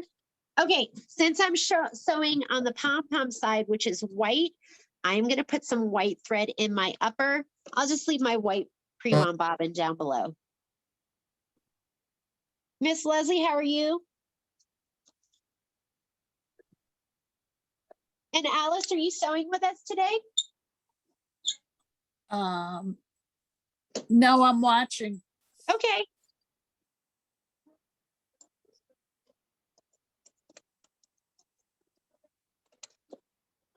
Sounds like a party out there.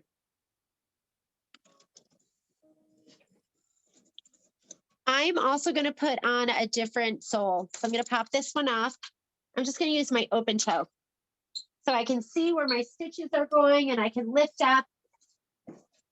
I really like, I think I use my 1/4 inch the most because I do a lot of piecing, but I use my open toe and my stitch in the ditch. I use them all. So I'm still at a 2.5 stitch length. Make sure you trim that first pom-pom off so you have a little bit of room.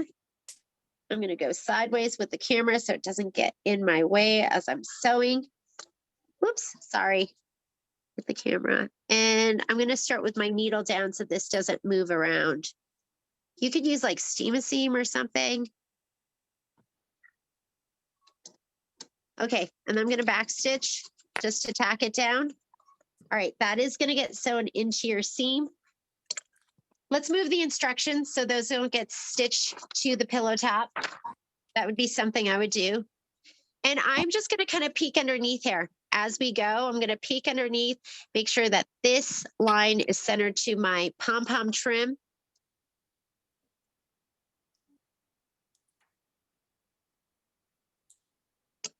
I am set up with my auto lift, so it'll lift up a little bit.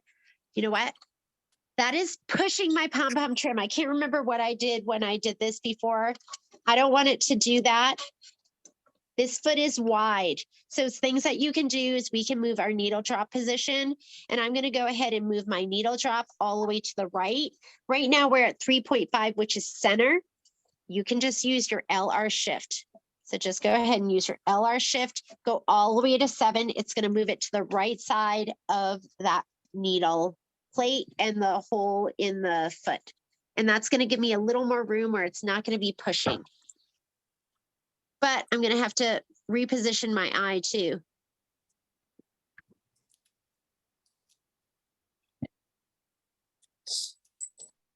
There we go. Okay. Going to go back a little bit. Gonna lay that down.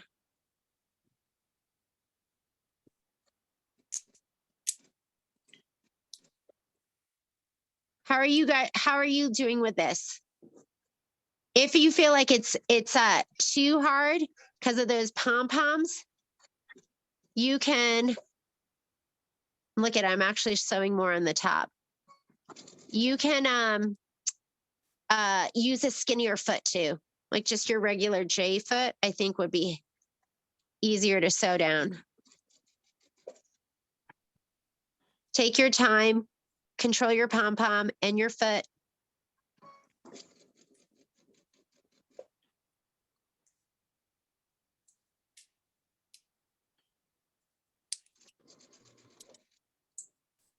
I'm just doing a little bit at a time.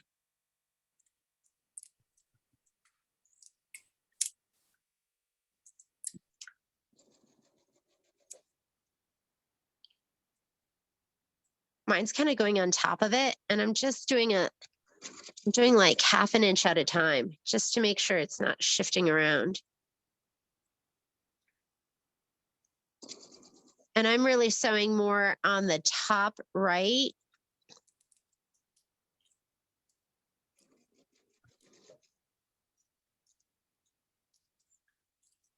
Maybe the zipper foot, narrow zipper foot.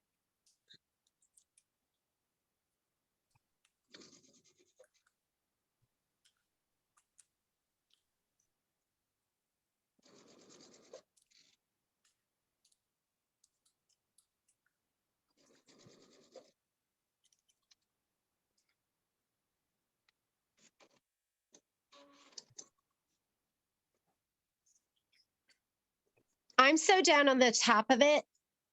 Pom-pom trim. Stitch in the ditch. Sew it to the front. And you know what? It didn't even like mention to you. And I think this is what I did in the video. And honestly, I can't remember. I think that really would have been easier if you're watching it right now, if maybe we had just taken that off and done like a narrow zipper foot or something like that, where it would have gone to the left of the trim. Let me see if I put it this way. Same thing. That foot's just going to kind of go there and get in the way. Just take your time. Just go slow, and you'll be able to get it down. Right here, I'm going to trim that off.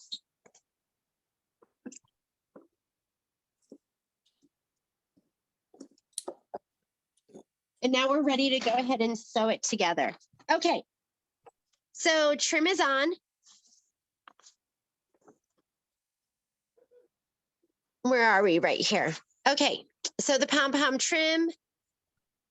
So now we're going to go ahead and right sides together. So the short flange pieces to the pillow front as shown. We're going to have two pieces that are the 1.5 inch by, I can't remember if it was 6 inches or 1/2 inch. We're going to go ahead and sew that to the right and the left side. Let's go ahead and put our 1/4 inch flange back on. Here's my 1/4 inch. Let's pop that on. I'm going to return this back to my center needle position. If you want to go back to default, just touch the stitch again. It'll set it back to default. And I'm going to sew this side on first. If you want to pin, you can pin. I'm lining mine up with that cutaway first. Let's go ahead. Because I'm not using a leader, a lot of times I'll start right in the fabric. Like sometimes people use a little piece of fabric to get it started. And we're going to just 1/4 inch this all the way down on the side. Get that pom-pom out of the way. Control your fabric. Make sure it doesn't kick it out to the side because that pom-pom gets in the way. See how it's riding up on there? I'm just going to make sure it stays where it's supposed to stay. Okay, we're going to put on this side. I'm going to move my pom-pom out of the way. We're going to 1/4 inch. You can back stitch if you want here. Make sure your iron's on because we are going to press.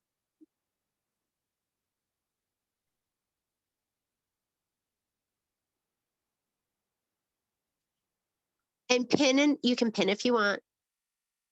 There's some people that wouldn't even think about stitching without pinning.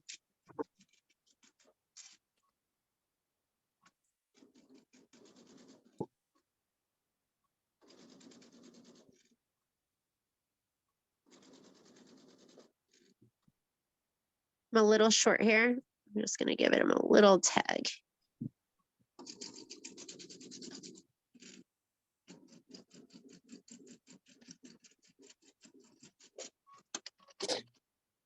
Okay, that's on. It says right sides together, sew the long flange piece to the pillow front as shown. We can just go ahead and finger press this. Just finger press your fabric back. And let's go ahead and we'll do the other one. How are we? Leslie, are you good? You're not Yeah. sewing? No, I'm watching.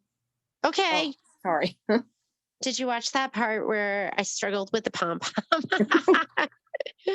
Oh man, I don't remember struggling in the pre-class video. So, and I'm pretty sure I used the open toe foot. All right, my fabric's a little under to the edge. So I'm just going to place this and line it up with the mint green below it. And I am going to just put my flange there. All right, so let's get this lined up.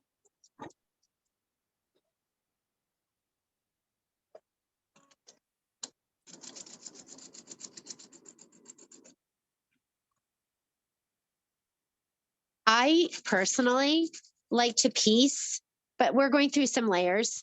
So I'm leaving it at 2.5. I piece at 1.8. I just like my stitch like super tight. Before I finish to the end, I'm just gonna look down here and I have extra that's hanging off. But if it wasn't quite making it all the way, I would probably tug on that fabric a little bit on the top fabric, but I have more than I need.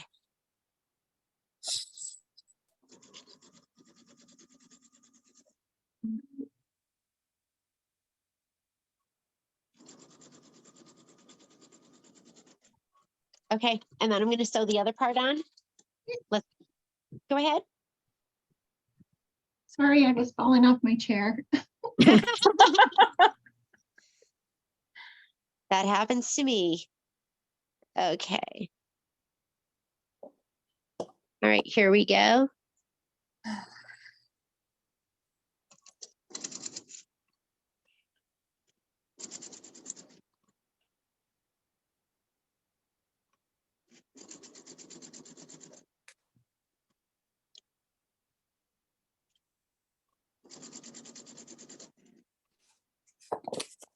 I'm going to just push those pom-poms up and out of the way just to make it a little easier to sew.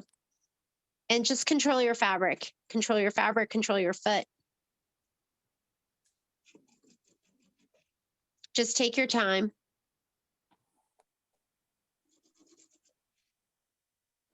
When you have all that big fat pom-pom in the way and you're using this dual feed, which I mean, it's wide.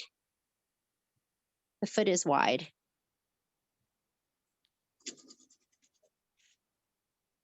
Just keep your hands, keep everything involved.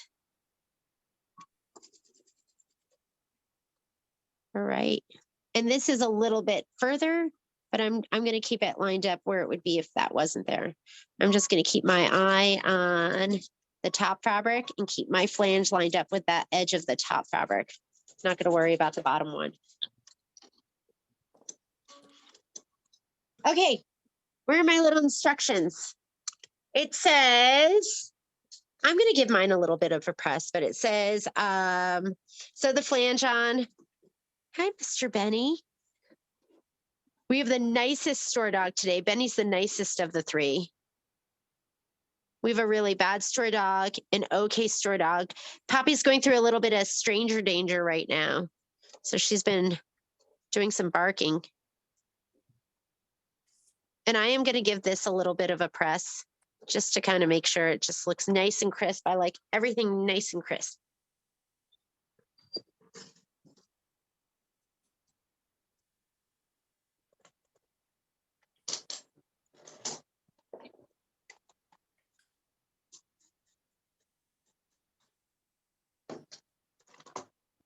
Because we're not really going to be able to press it once the pillow goes in. So let's give it a press now.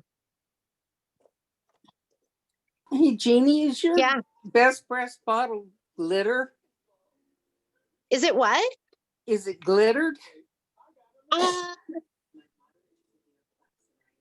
No, I think it's just the bubbles that make it look like that.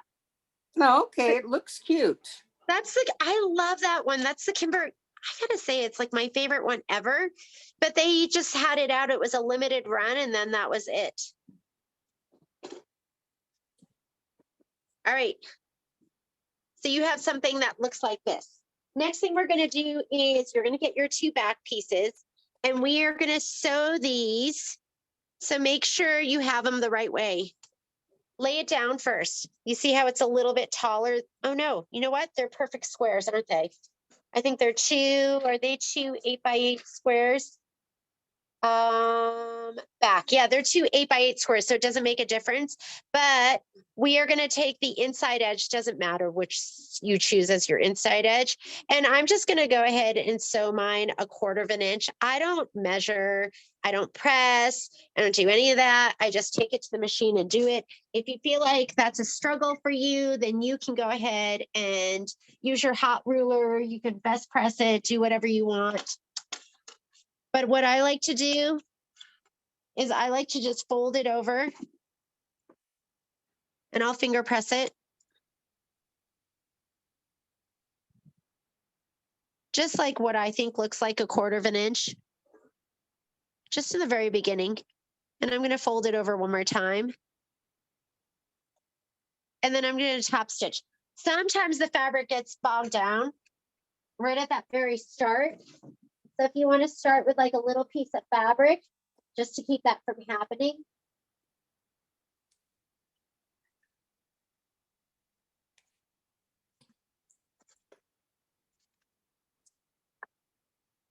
Where's my foot control? Oh, and I still have white in the upper. If you have green in the bobbin, that's the best because you're not going to see it. So, because I'm sewing from the back side. So let me grab I did bring a green bobbin with me. I'm going to put a green bobbin in. I thought I brought a green bobbin with me.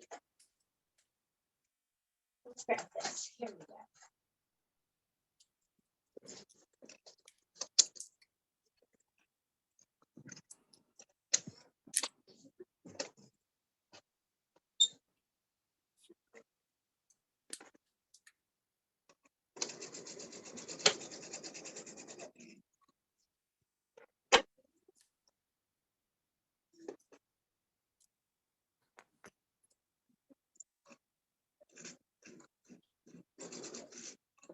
Okay. And I'm just going to go ahead and do this whole edge. I don't know if you can see that. And I'll just kind of fold it under as I go. So I'm just going to go ahead, give this a little 1/4 inch and then another 1/4 inch. 1/4 inch and another 1/4 inch.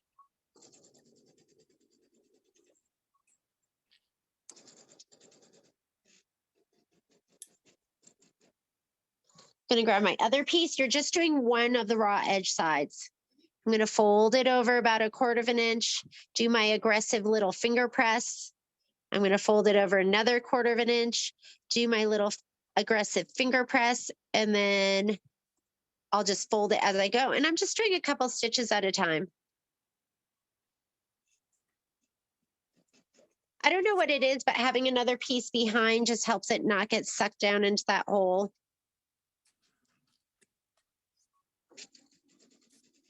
And I have green thread in my bobbin, so when you flip it over, that's what you're going to see is the green thread. It's not a matching green, but. And I'm sewing probably about like I don't know, like a 1/16 inch from the inside edge. You could sew right down the middle, whatever works for you.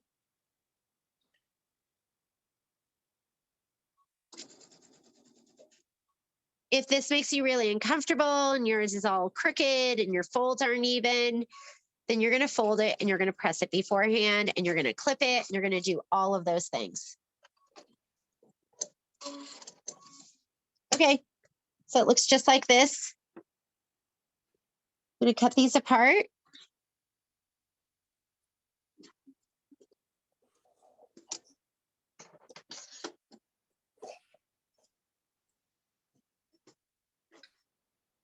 Next.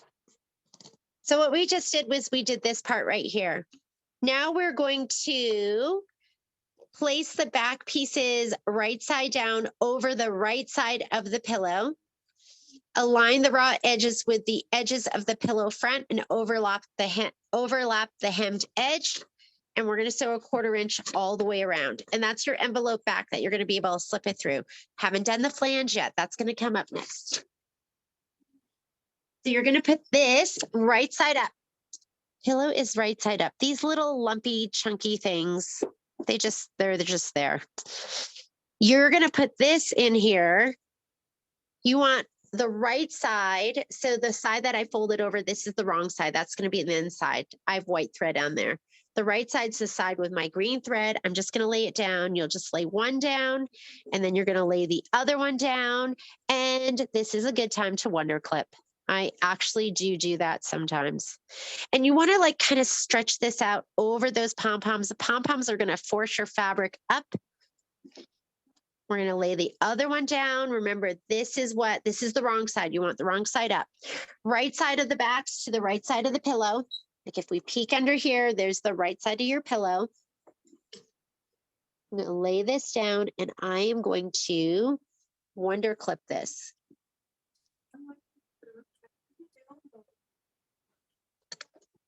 Let me get my wonder clips.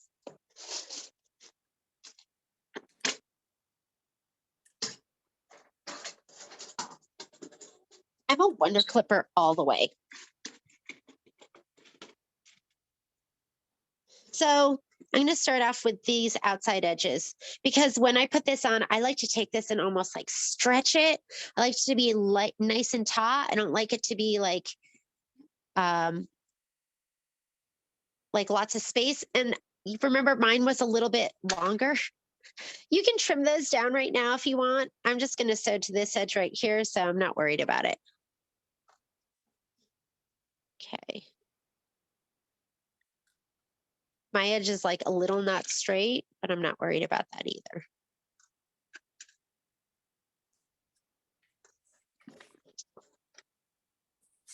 Okay, I'm gonna pull this over here. Just keep it nice and taut to this edge. That's where the pom-pom is pushing it up.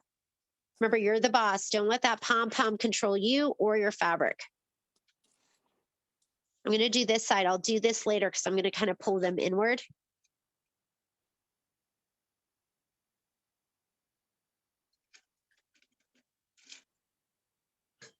We're going to go back to that 1/4 inch foot.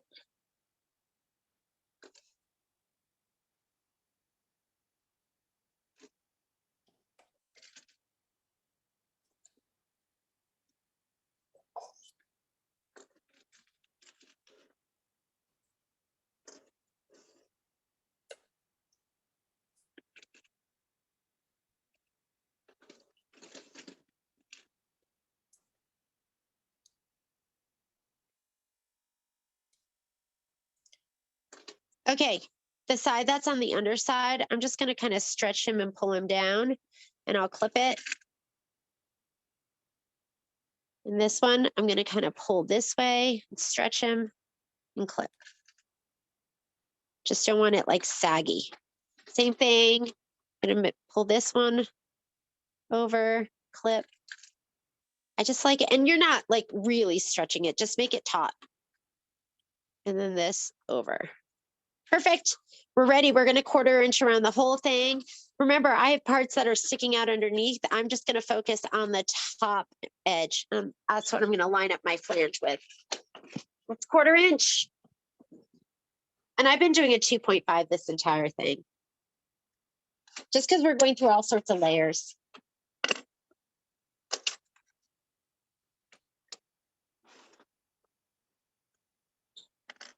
I'm going to sew onto my fabric, but when I come around this corner, I'm not going to go, because we're going to trim the corner. So what I mean is I'm going to make sure that the corner like stays a 1/4 inch on the inside without going over this way or over that way.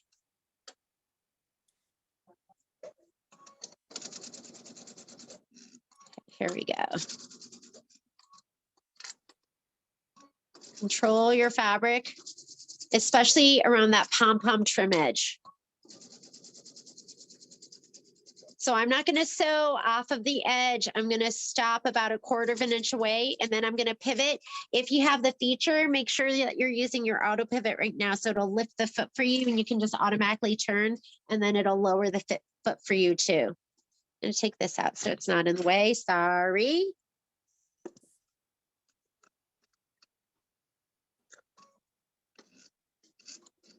Take your time. That looks like 1/4 inch. Nope, I need one more stitch. I'm just going to go ahead. I have my machine set up to 1 stitch. There, that's a perfect 1/4 inch. That's where you're going to pivot because you don't want to cut that stitch off when we trim the corners, so we can pop them out and make them nice and sharp. All right, I'm going to back this up a little bit just so I can get my hands where they need to be. Okay, I'm going to hold this here.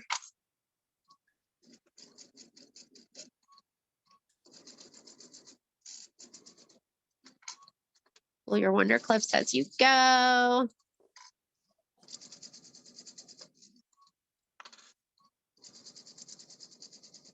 Okay, same thing. Don't sew off. You want to go just a 1/4 inch away. You have your auto pivot. Pivot, check it. Looks good to me, looks perfect. Then you're ready to sew. If you need to do one more stitch, do another stitch. I'm leaving the most challenging edge for the last edge to sew. That's going to be because that pom-pom trim.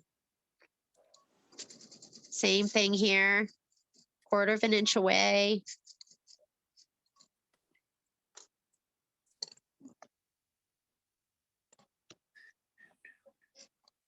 That looks good. And it should line up with that bottom red line. Oh, I need another stitch. One more stitch. There. Now we're perfect. Okay, take your time. Make sure the fabric doesn't get pushed. And I'm going to go to the side again so I can see. I'm gonna push that fabric over there. Do you see how the pom-poms want to make it lift it up a little bit?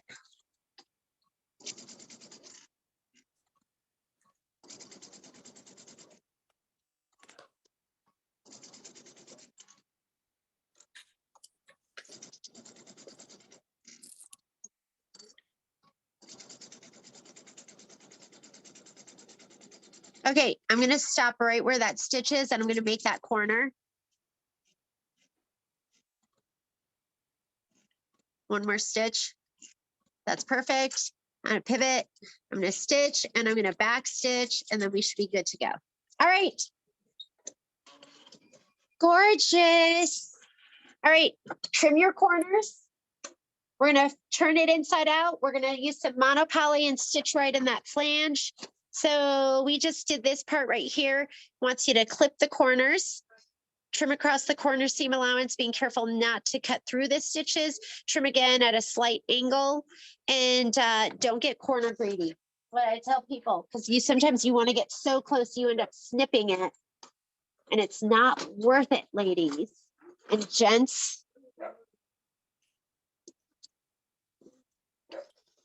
That's why I did that corner again, because I knew I would snip into the stitch that I started. I'm just going to go ahead and do this.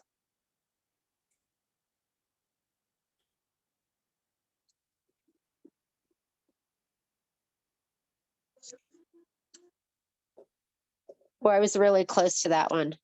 It's not worth it to cut that stitch. What if you cut that stitch? I would just sew again on the inside of it. Now, the other thing you don't want to be greedy is with poking out your corners. We've all been corner greedy because we want it to look really sharp, and then you've pushed your point turner right through the corner. So I love the OESD one because it has that round end, and I always use the big end because you just bounce right. You just go right through, and I kind of bounce the big end into it. All right, let's turn. And I could trim that, like this part that's sticking out over it. When I putting my pillow on, if we were totally done with this, I would turn one side, stuff it with my pillow, and then I would turn the other side and stuff it with my pillow. I never turn it both sides right side out and then put my pillow in. I would put my pillow in right now. And then I would turn this end around it. It's just easier that way. So here's what I was talking about. You have the little ball on this end and the bigger ball. You would think you'd use this one down. It's going to go right through it. I always use the big end. And I kind of like, just give it a little bounce like that. I mean, that's perfect. You need more than that, ladies. And Mike, I'm so sorry. You don't need more than that.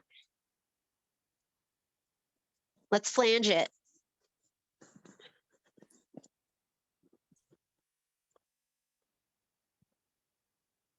Just a little bounce. And a little bounce there. Perfect. All right, monopoly. You should all have monopoly in your stash. And you know the other thing we're going to do? I'm going to press this too. Because I like it to just be just gorgeous. Jeannie, are you going to put monopoly in the bobbin or just the top? I'm just going to put it in the top. I mean, every once in a while I'll put it in the bobbin. For most of the time, I just put it in the, and I have monopoly bobbins in smoke and clear, but for the most part, I just use it in the top.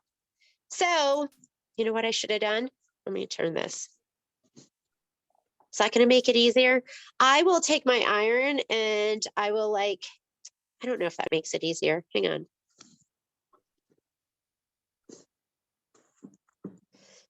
I'll take this like this.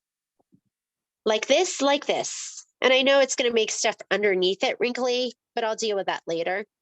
And I just want to kind of press this. Maybe I'll just use like, I want that to be flat here. So when I press it later, you're probably like, what are you doing? I don't like this to be like curled under or curled in. So I'll just pull this back a little bit. I'm going to press that flat because I feel like I can make it flatter later on. So I'm going to just pull this down and press this flat. You know, just this part right here. I want that to be flat.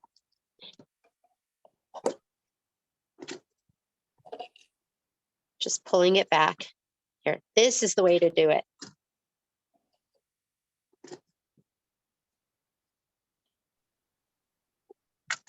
And that way it won't get curled inside itself.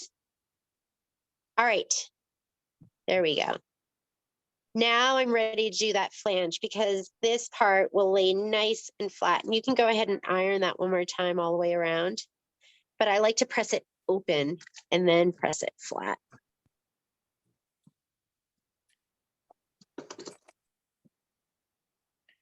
I'm going to use a little best press to get out any of the wrinkles I put in there. You know what I mean? I like this edge to just be like nice and flat without any of the fabric folded inward.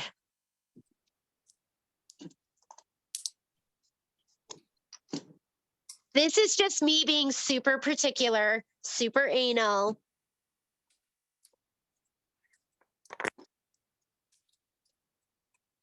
The ladies know how picky I am at the store. I'm like, can you make the kit look like this? Can you have it so the fabric is showing and all they can see every color? And I always start off by apologizing and being like, I'm sorry, I'm so picky. But they know by now. And they're so good to me. They just entertain me. But I want your kits when you open it up, I want you to be like, oh, that looks absolutely gorge. Okay. So now it's like super flat and all the edges look really gorgeous. We are going to stitch in the ditch.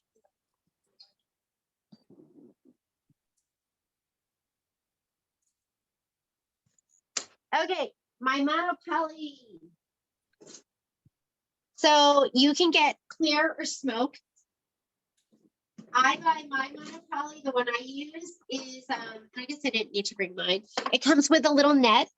Where my net went, I have no idea, but you want to keep that little net. Don't throw it away because monopoly is like fishing line and it kind of goes off of the spool. So if you're doing lighter colors, you use clear. If you're doing darker colors, you use smoke. And when you put this in your machine, you're going to put it in so that, let me take this out.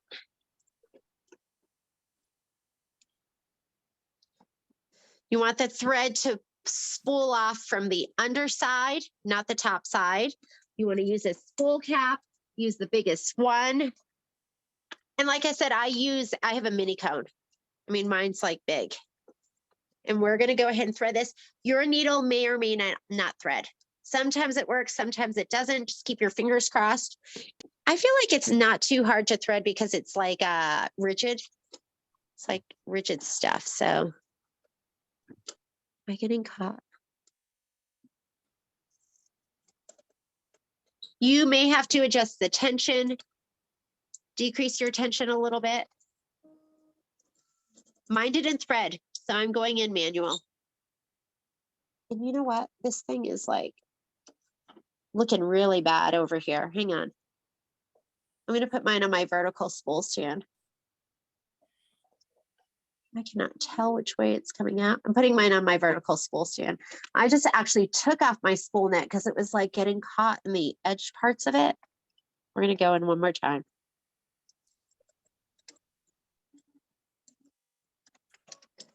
This, like the leftovers, do not throw it on, like don't throw it on the floor. Make sure it makes it in the trash can because it like is a vacuum roller killer, worse than hair. All right. So we've used the 1/4 inch, we've used the open toe. We are going in for stitch in the ditch. This is my stitch in the ditch. And I know with my stitch in the ditch, for some reason, I need to do 1 click to the right for it to be perfect. I was using the one at the store and it was perfect. It didn't even need like that click over. But for me, for my needle to be perfectly in there. So if you've never used your stitch in the ditch, do like stitch maybe 2 inches and then turn it to the side and look. And if it's bedded right down in there, you know you're good. If your thread is riding a little bit to the right or right to the left, you might have to move your needle drop. So I'm just going to go 1 click to the right. The up will take that needle, move it to the right. I mean, literally, I moved it 0.25 millimeters over. So it is so minute. I'm going to turn my camera to the right so I can see. I'm going to start right in the corner. And I'm actually going to hand roll it down into there. And if you want, you can set it up to do a locking stitch. So this might be a time where I might go lock in place, 104. That's going to do a locking place in place if I turn this button on.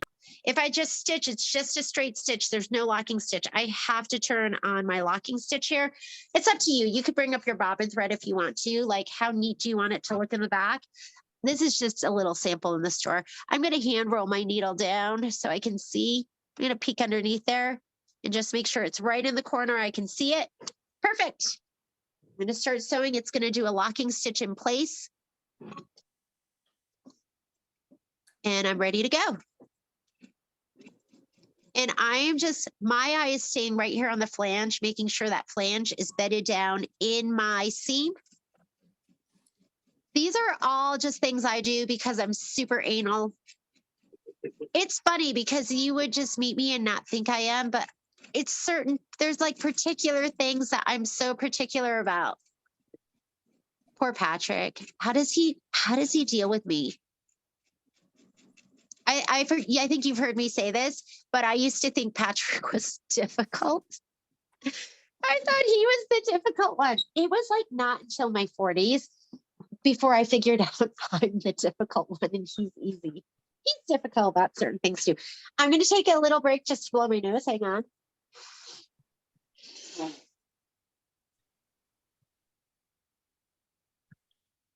All right.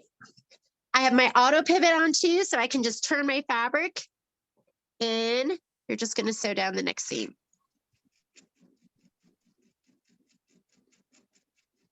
I was 1 stitch out. I could see it, but it's monopoly, so you're not even going to know. If you were doing this with like green thread, you would see that. You would see that thread right up on the fabric on the side, and you would be like, oh no, I'm out of the ditch. Being in the ditch is tough. It's not easy. I just went out of the ditch like twice.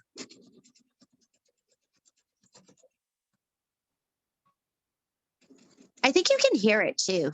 Like when I'm going through like lots of layers, if I'm out of the ditch, it's like a little more thumpy. Like this stuff is thin, so I'm not hearing it. So get to know your stitch in the ditch foot. Get to know where he likes to ride. I was like 1 stitch over. Remember that you're the boss.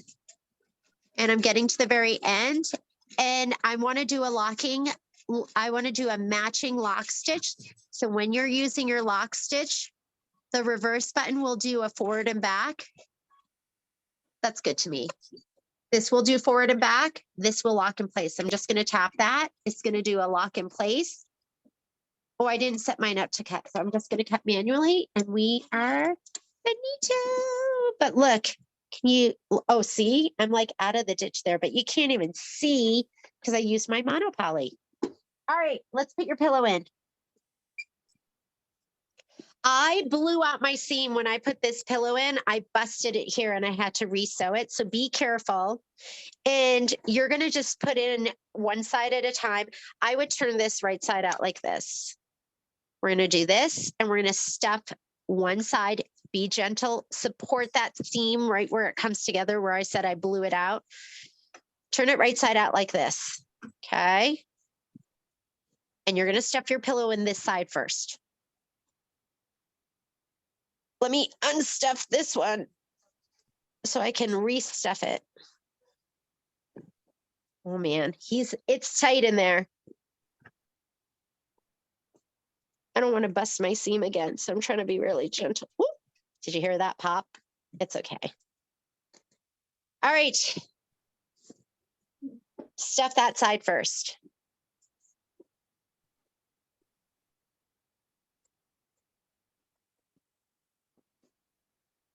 Get in there. I'm the boss. That's what I always tell my sewing projects. Sometimes don't you feel like they boss you around? I'm like, no, I'm the boss. I would get him in as far in as you could go. Work him into that corner. Before, if there's anything you need to do it now before we flip this side around. I might just try and like poke him into that corner a little bit more. All right. I want you to try and stuff him in there and then flip this around it. It's going to be tough. Be careful if you blow out that seam. Just know I did too. But see how much we have to turn around it?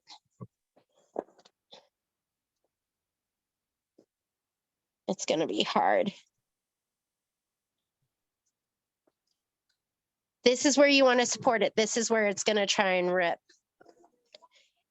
And when I restitched it with the pillow inside. It was like the easiest way to do it. Okay, you're birthing the baby. Have I turned that? Hang on.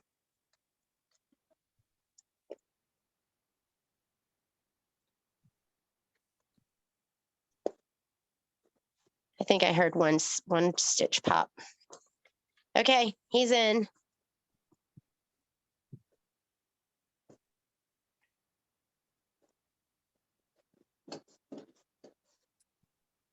And there you go. So lucky. I was so lucky to have you sewing with me today. Thank you. Thank you, Mike and ladies. So here is your So Lucky pillow. There's a little, oh my God. Oh no, you know what? That melted. Note to self, be really careful. You can melt your pom-poms. Those two look like they got married. I'm just going to snip them apart, but I did not even see that happening. You got to be really careful. Watch your little pom-poms. If that happens to you, let me know. I'll put some more in your next package. So I hope you enjoyed that. Thank you so much for joining me. If you're going to do the next sew along, we are going to be doing cuties on Monday and the March cuties. And on Wednesday, we are going to be doing Tweetheart. So I'll see some of you later. Any questions? Thank you, Jeannie. Thank you. All Thank right. you. I'll see you Bye-bye. later. Bye. Thank you. Thank you.